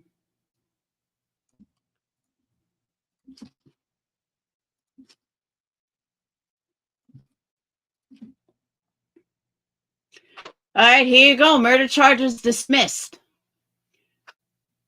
October 17th of 2022.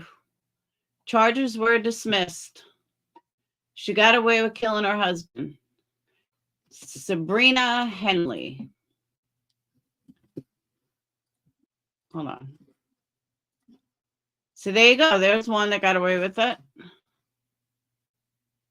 Shot and killed her husband in 2018. Charges were dropped because the court found she acted in self-defense after years of abuse from her significant other. There you go.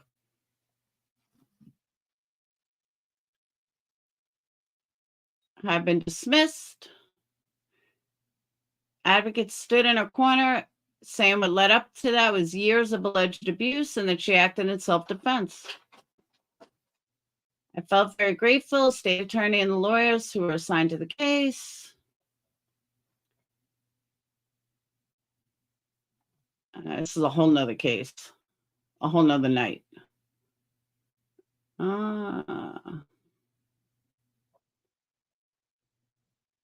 So there you go. There's your example. No, I didn't, Kendra. There's your example.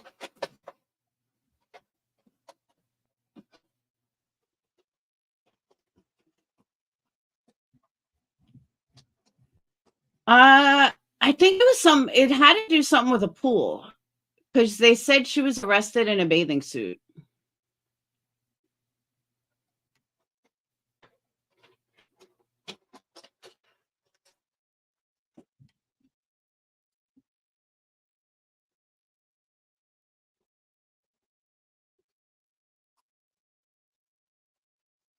I don't know. It's not working though. Yeah, it's Florida.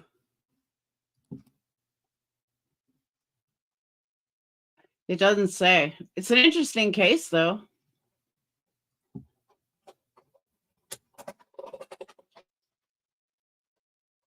What are you eating? Puka. Oh my God. You know what he's eating? My hair clips, like, are still in the package and they fell on the floor. So he thinks it's a toy. Self-defense, allegedly. He sucker punched me. I get up. I'm seeing stars. And he's like, well, what are you going to do? Come on. And he sucker punches me again. Then he jumps on my back and starts choking me. And she killed him. Marked her and Sabrina that night with a big military-looking knife. I'm up. That's my way of thinking it is. Exactly. They reach a breaking point. I know. He is a forever toddler. Then he realizes he's eating paper and he's like, bleh.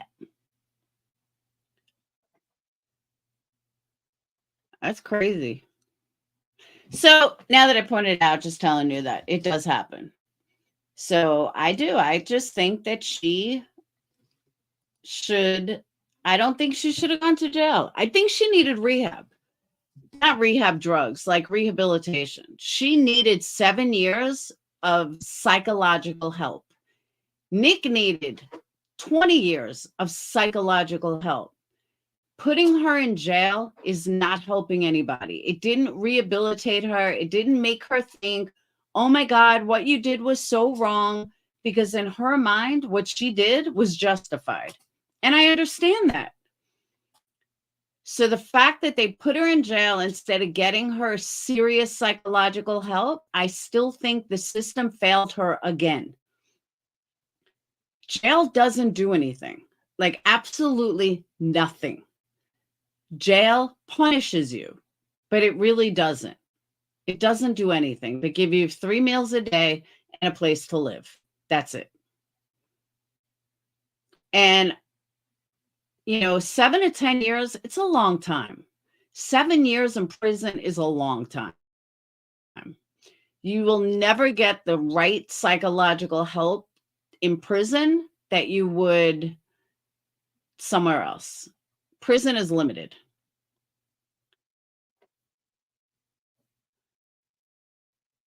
She absolutely is a devious person. Could she know any differently?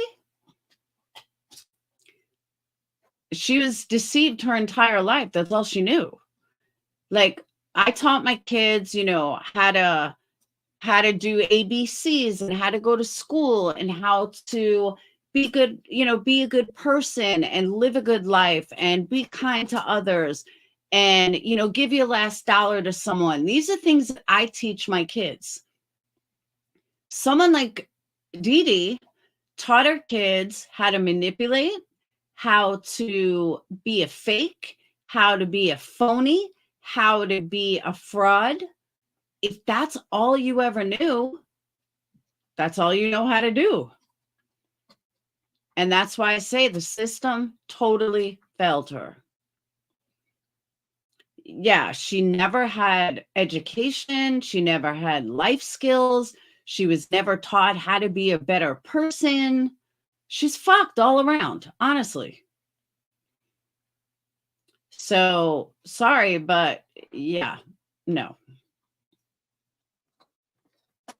It's messed up. But she needed real life skills and she never got them. And that's sad.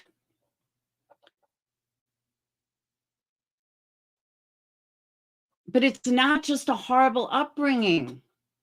It's so much deeper than a horrible upbringing. Lots of people have horrible upbringings and don't turn out to be so bad. But she didn't know any other way. She had no other choice. She didn't even get to go to school to see how somebody else lives. You go to school, you're around kids, you're around peers, you may meet a friend who's rich, and you're like, oh, I want to, live like. She didn't have any of that. She couldn't meet anyone else. The only life she knew was her mother. That's it. Really, what other choices did she have? Tell me. Growing up the way, hindsight is 20/20, but you have to remember how she grew up.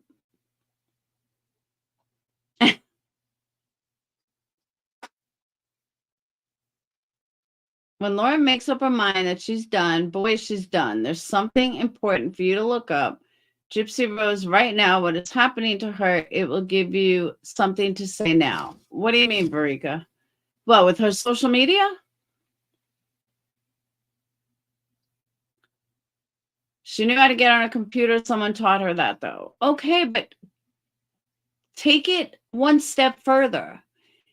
All these people in these communities who are on disability, they're on a computer. So is there a reason they can't get a job on the computer? Think about it.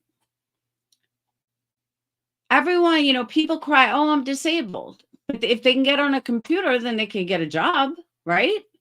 But nobody says anything to them. And I'm not talking about subs. I'm talking about creators.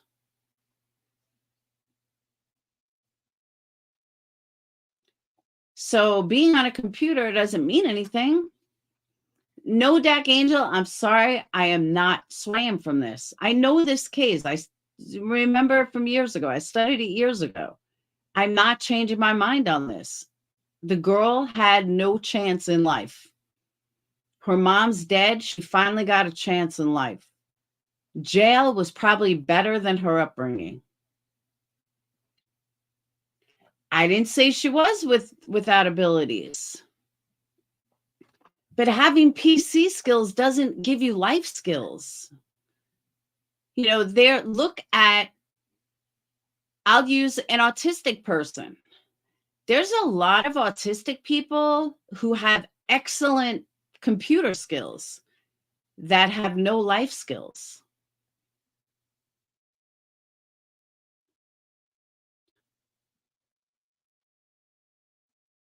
You think it was about revenge or freedom? She knew about BDSM. That's from the internet. Tonro, I'll agree with that. She was a ticking time bomb. I'm sorry, Southern Gal. Well, it's not that it's not healthy. It can be healthy. Like, it definitely helped Phoenix in socializing with real life people. Was he started with Roblox online and, you know, met people that way. So I wouldn't say it's not healthy. It's just can't be everything you have. But just because she was abused doesn't mean she didn't like what she liked.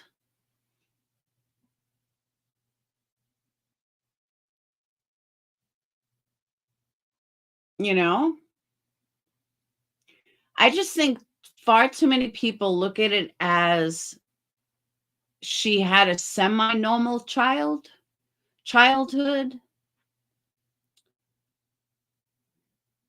She had other sources to reach out to. Okay, but Dak, you're assuming that she knew her life was wrong. How do you know her life, that she believed the life she lived was wrong? Maybe she believed the life she lived was right because it's the only life she ever knew. But she wanted to kill her mom for freedom. And the guy was a teacher. Her current husband, it seems that he wrote to her on a bet, and his friend or someone was going to write, I forgot who, was going to write someone, and he said, oh, if you write them, I'll write her. I'll write Gypsy Rose, never expecting a letter back, and boom.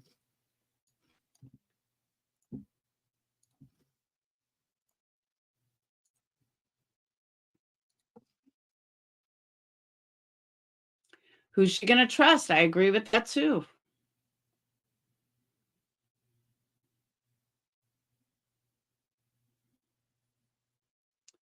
Mom is in really bad health. I mean, there were other ways she could have killed him. She could have killed her. She could have poisoned her. Could have, suffocated her. There's much better ways to do it. Because of pervs online.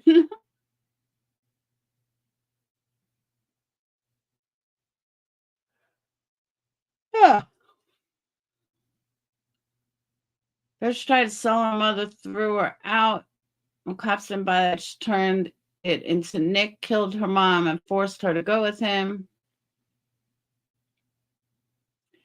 Well, I mean, I can't imagine someone coming out saying things right away. I just think some of you guys are way too hard on her.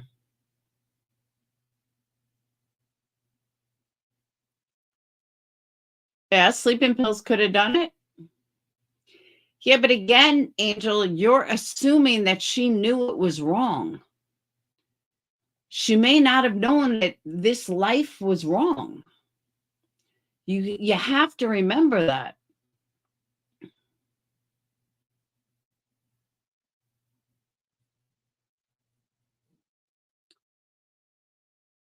Get the abuse, but seems she had other avenues.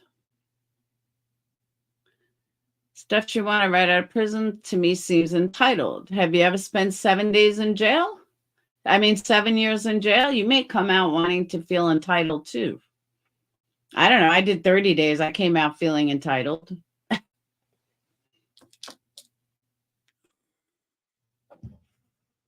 Of course she liked the attention. That's the only thing she ever knew. She only knew attention. That's her whole life. And I'm talking to you guys from a psychology point of view. That's the only life she knew. She didn't know anything else. She knows how to manipulate. She knows how to lie. And she knew about attention.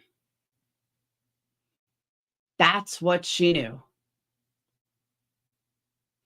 Yeah, she got married to a guy who kind of looks like her mom. He's a teacher.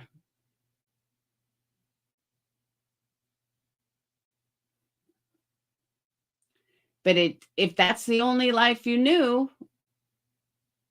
that's all you know.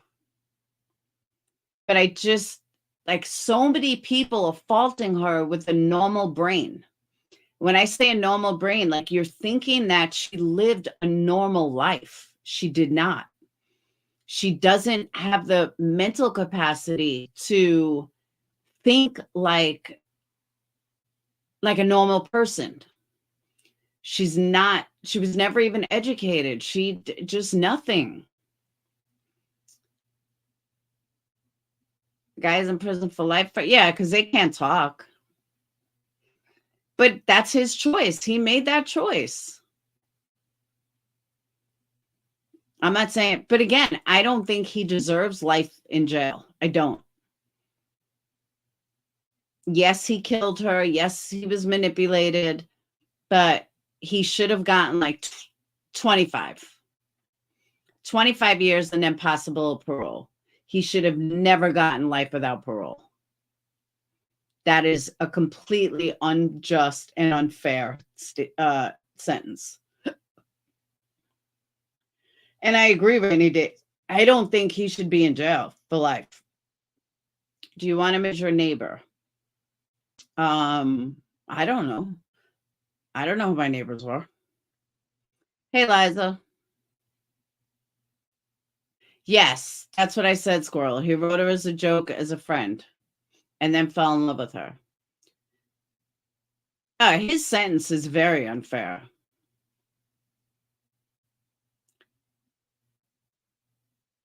For kids with disabilities. I wouldn't doubt that.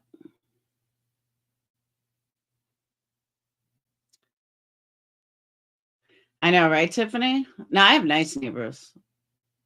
We wave. Hi. So there's poison in the mob, but couldn't find something that was clear and tasteless. Antifreeze. Oh, he was fired as a teacher? I didn't know that.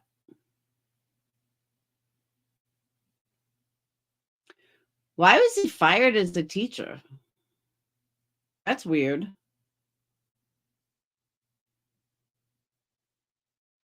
Yeah, I was going to say, I don't think that's legal either.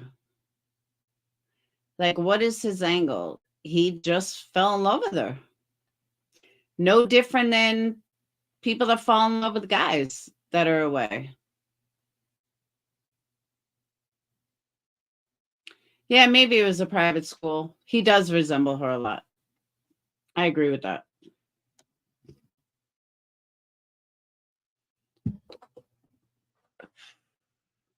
But I'm sure he was manipulated. I'm sure she's a very good manipulator.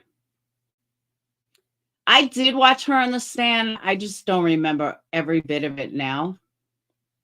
But I have watched her. I watched the whole trial. So her Instagram video for New Year's, and it makes her seem even worse to me now. That's what I'm saying, Verika. It's the only life she knew. Thank you, Rock Girl Media. Do you have to have intelligence to be able to manipulate? Yeah, you kind of do. Pocket protector type of guy is not going to be someone that's very intelligent. No, all right, I'm saying this wrong. You don't have to have intelligence to be a good manipulator. No, you don't. Her TikTok is over 6 million. I don't know why, though. I think it's just like celebrity status.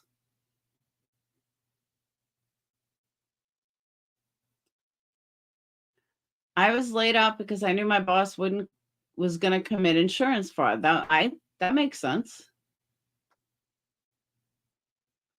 Don't go back on it. No, because I said it wrong. I'm not going back on it. I said it wrong. Because she's like a celebrity. Stop what? Some of the dumbest people I know, not book smart, are good manipulators. I can think of a few creators that are master manipulators that have like an 8th grade education, 9th grade education. QB.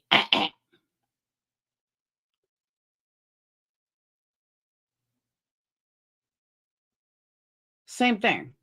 Master manipulator. Natasha Cooper, master manipulator. Although I don't think Natasha's stupid. I don't know if she has intelligence. I was just going to look that up, though. How?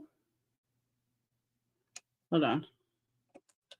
What is... Which one, Wander? Gypsy Rose IQ.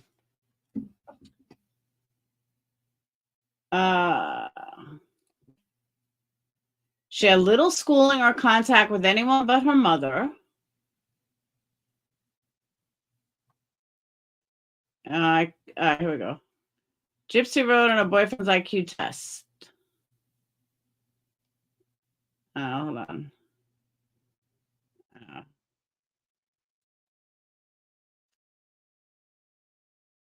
It's just TikToks.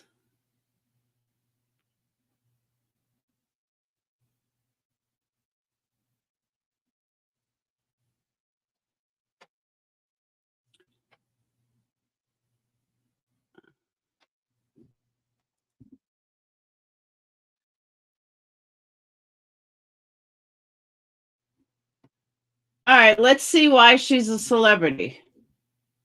Okay? I'm going to show you guys why she's a celebrity. Maybe this will put more in perspective.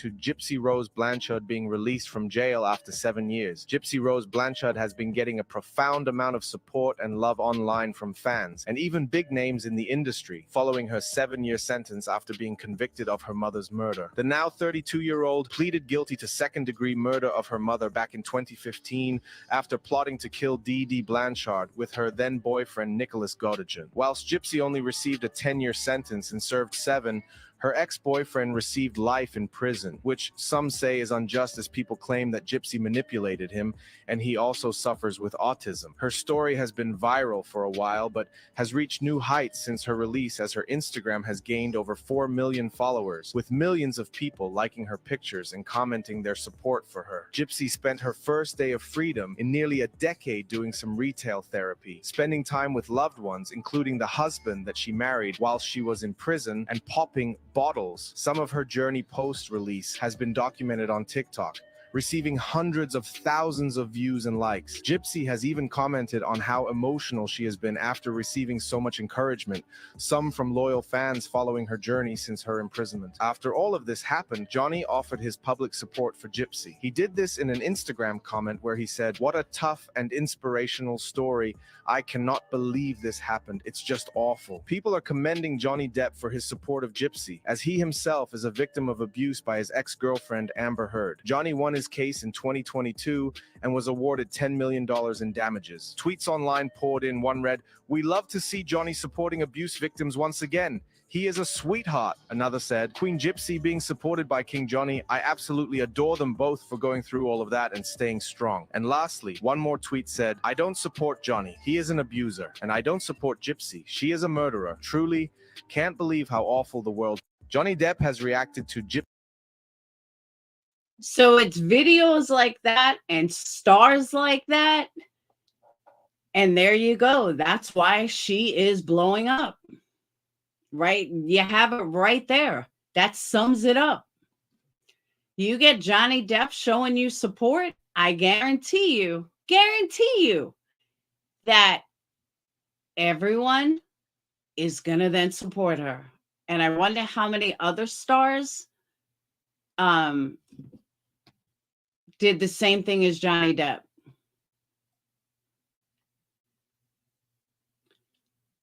Let's see if I can find anything else.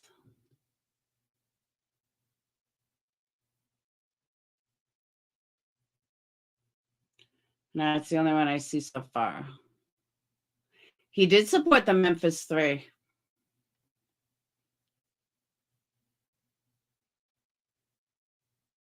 But you see what I'm saying, though?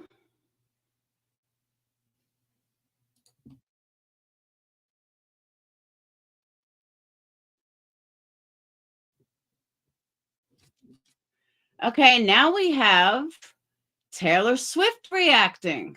So first we have Johnny Depp. Now we have Taylor Swift reacts to Gypsy Rose being released from jail.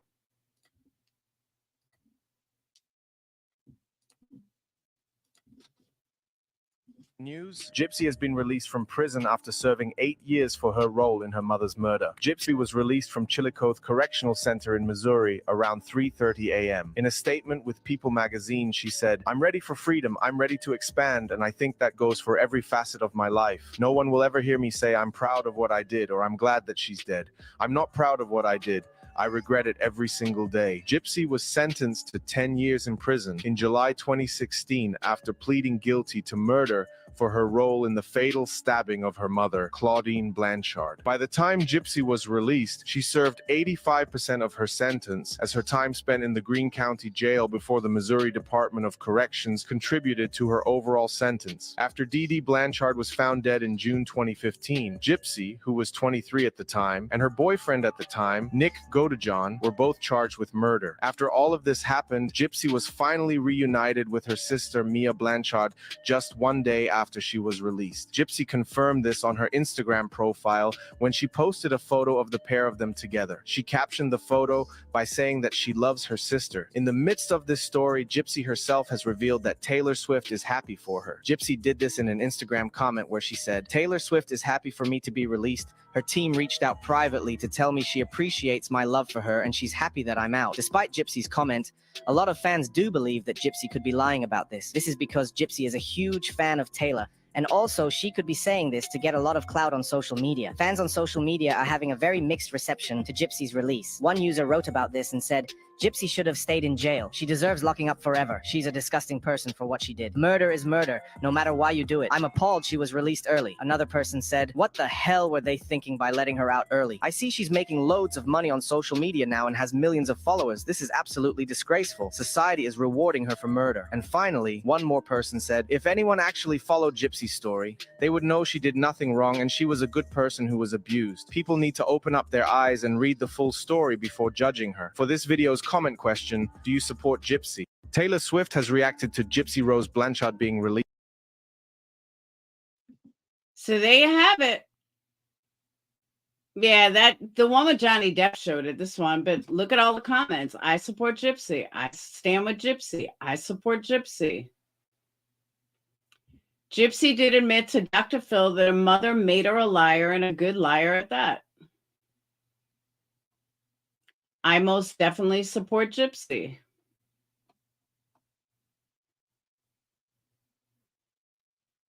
I'm just saying.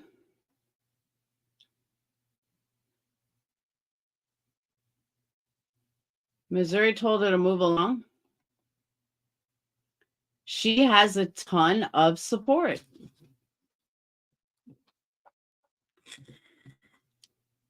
Let's see.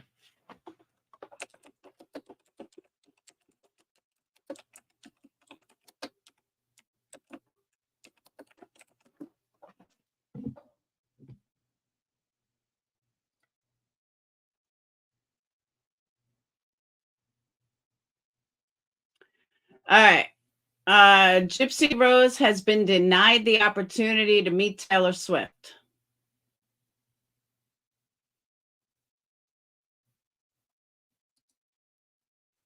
Gypsy Rose is worth $3 million as of today.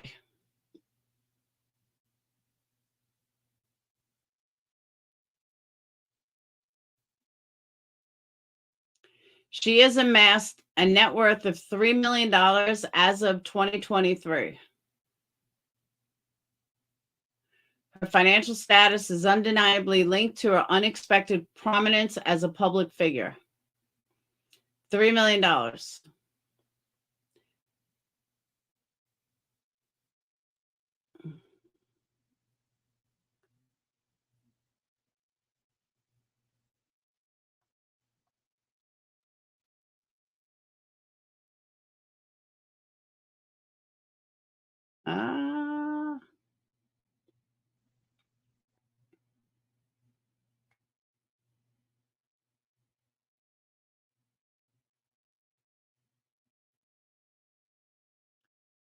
All right, she was denied meeting Swift.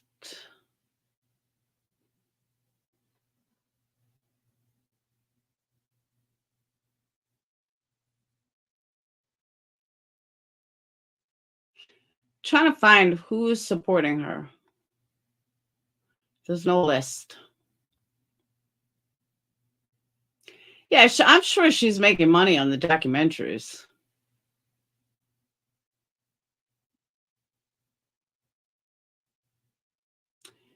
Miranda Lambert supports her.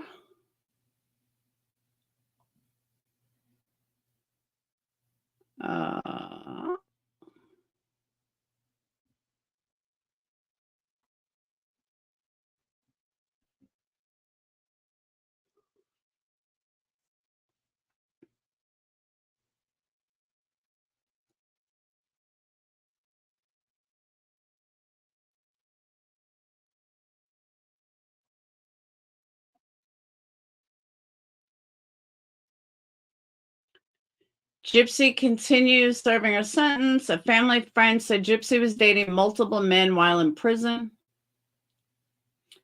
July 2022, she got married.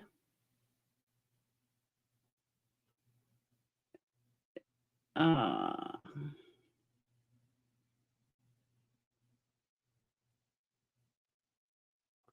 it doesn't say. That's it. Was during the Make-A-Wish grift, not now. Oh, really? Yeah, I'm sure Casey Anthony supports her.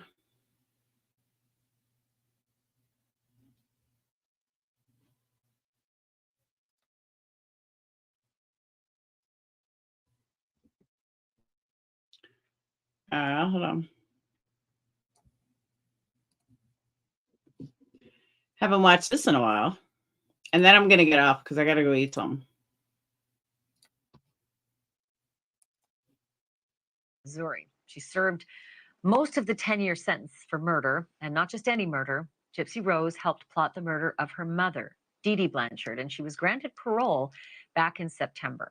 Gypsy's abusive childhood is well documented. The misery that she suffered at the hands of a parent with a disorder called Munchausen by proxy.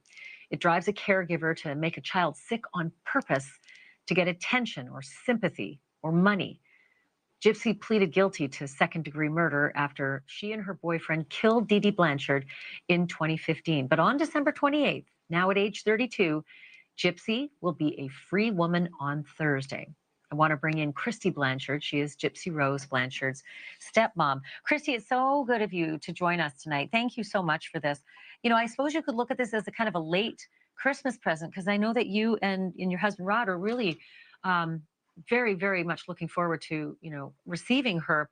What is the plan for Thursday? Tell us what you're going to do. We're going to pretty much follow her lead, see how overwhelming she gets. And it's going to be a big adjustment. But we're going to do Christmas. Got a Christmas tree. We're going to put that up. Her stepmother, meaning her biological father's wife? Yeah, because otherwise it would be a mother-in-law. Her so many gifts. I went overboard actually, but it's so hard to describe how I'm gonna feel, how I'm gonna react until I'm in the moment.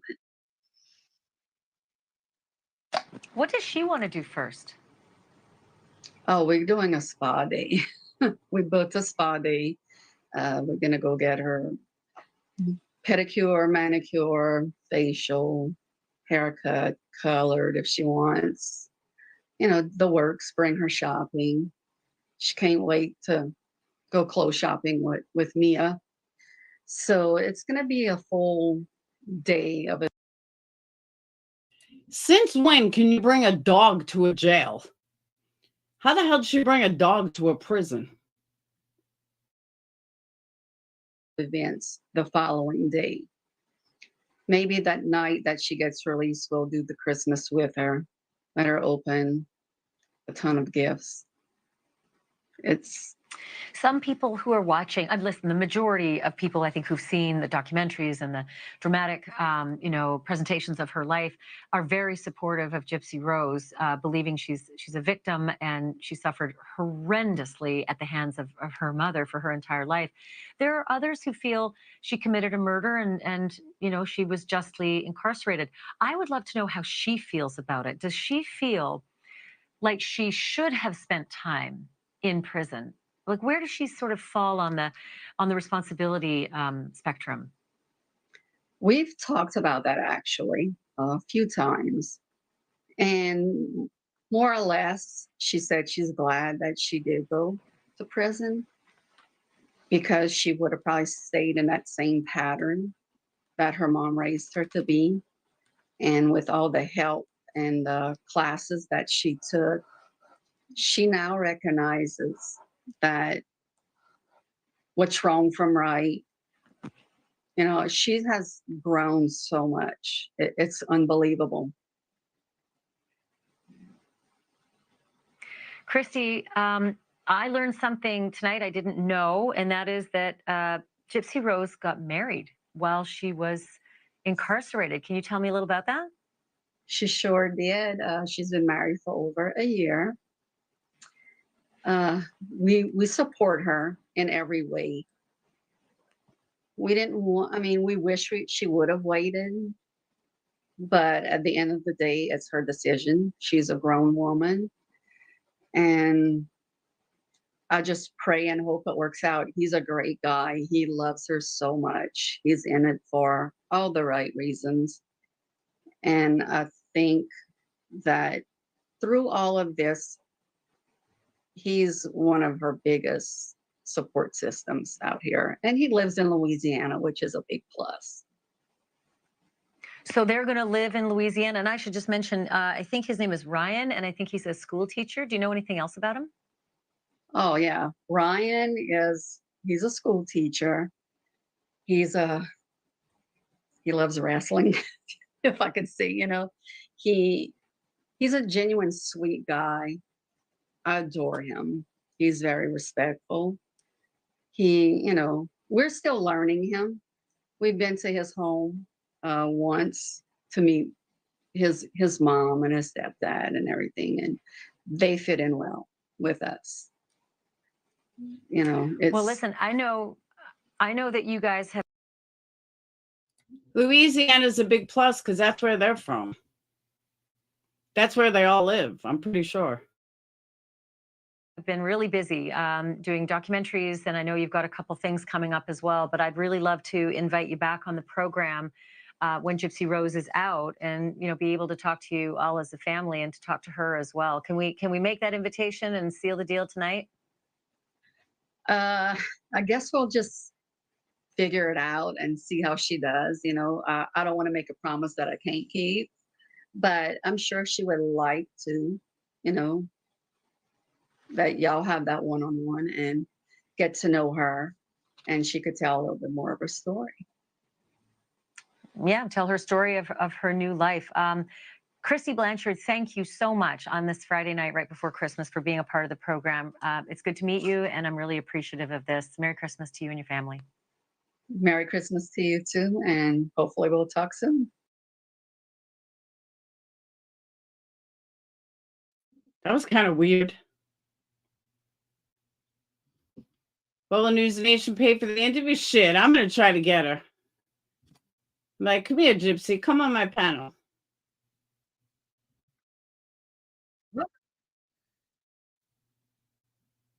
She'd be like, you're not big enough for me. Sorry, I'm going to get off there. I got to go eat something. I got to finish candle making. Because I'm running out of time. I'm going to see Jonice soon. I still got to do laundry. I got to finish all these candles. So, and I got to eat my chicken. And I got to go check on Dayton to make sure he's feeling okay. And bring him some chicken. So, all right. I will see you beautiful people later. Have a wonderful night. I hope you guys enjoyed a little different from all the drama. We can absolutely continue talking about this subject. I think there's so much more to cover. And I've already been on 2.5 hours, but there really is so much more to cover. This is such a deep-seated case that there's no way I could even do it in one shot, because there really is just so much more to it. So again, it would be great if people want to come on panel and discuss the case and nothing but the case. I'm all for it, but nobody wants to come up. I do, Tiffany. So, all right. I will see you guys later. Have a wonderful night, and I will see you tomorrow. Peace.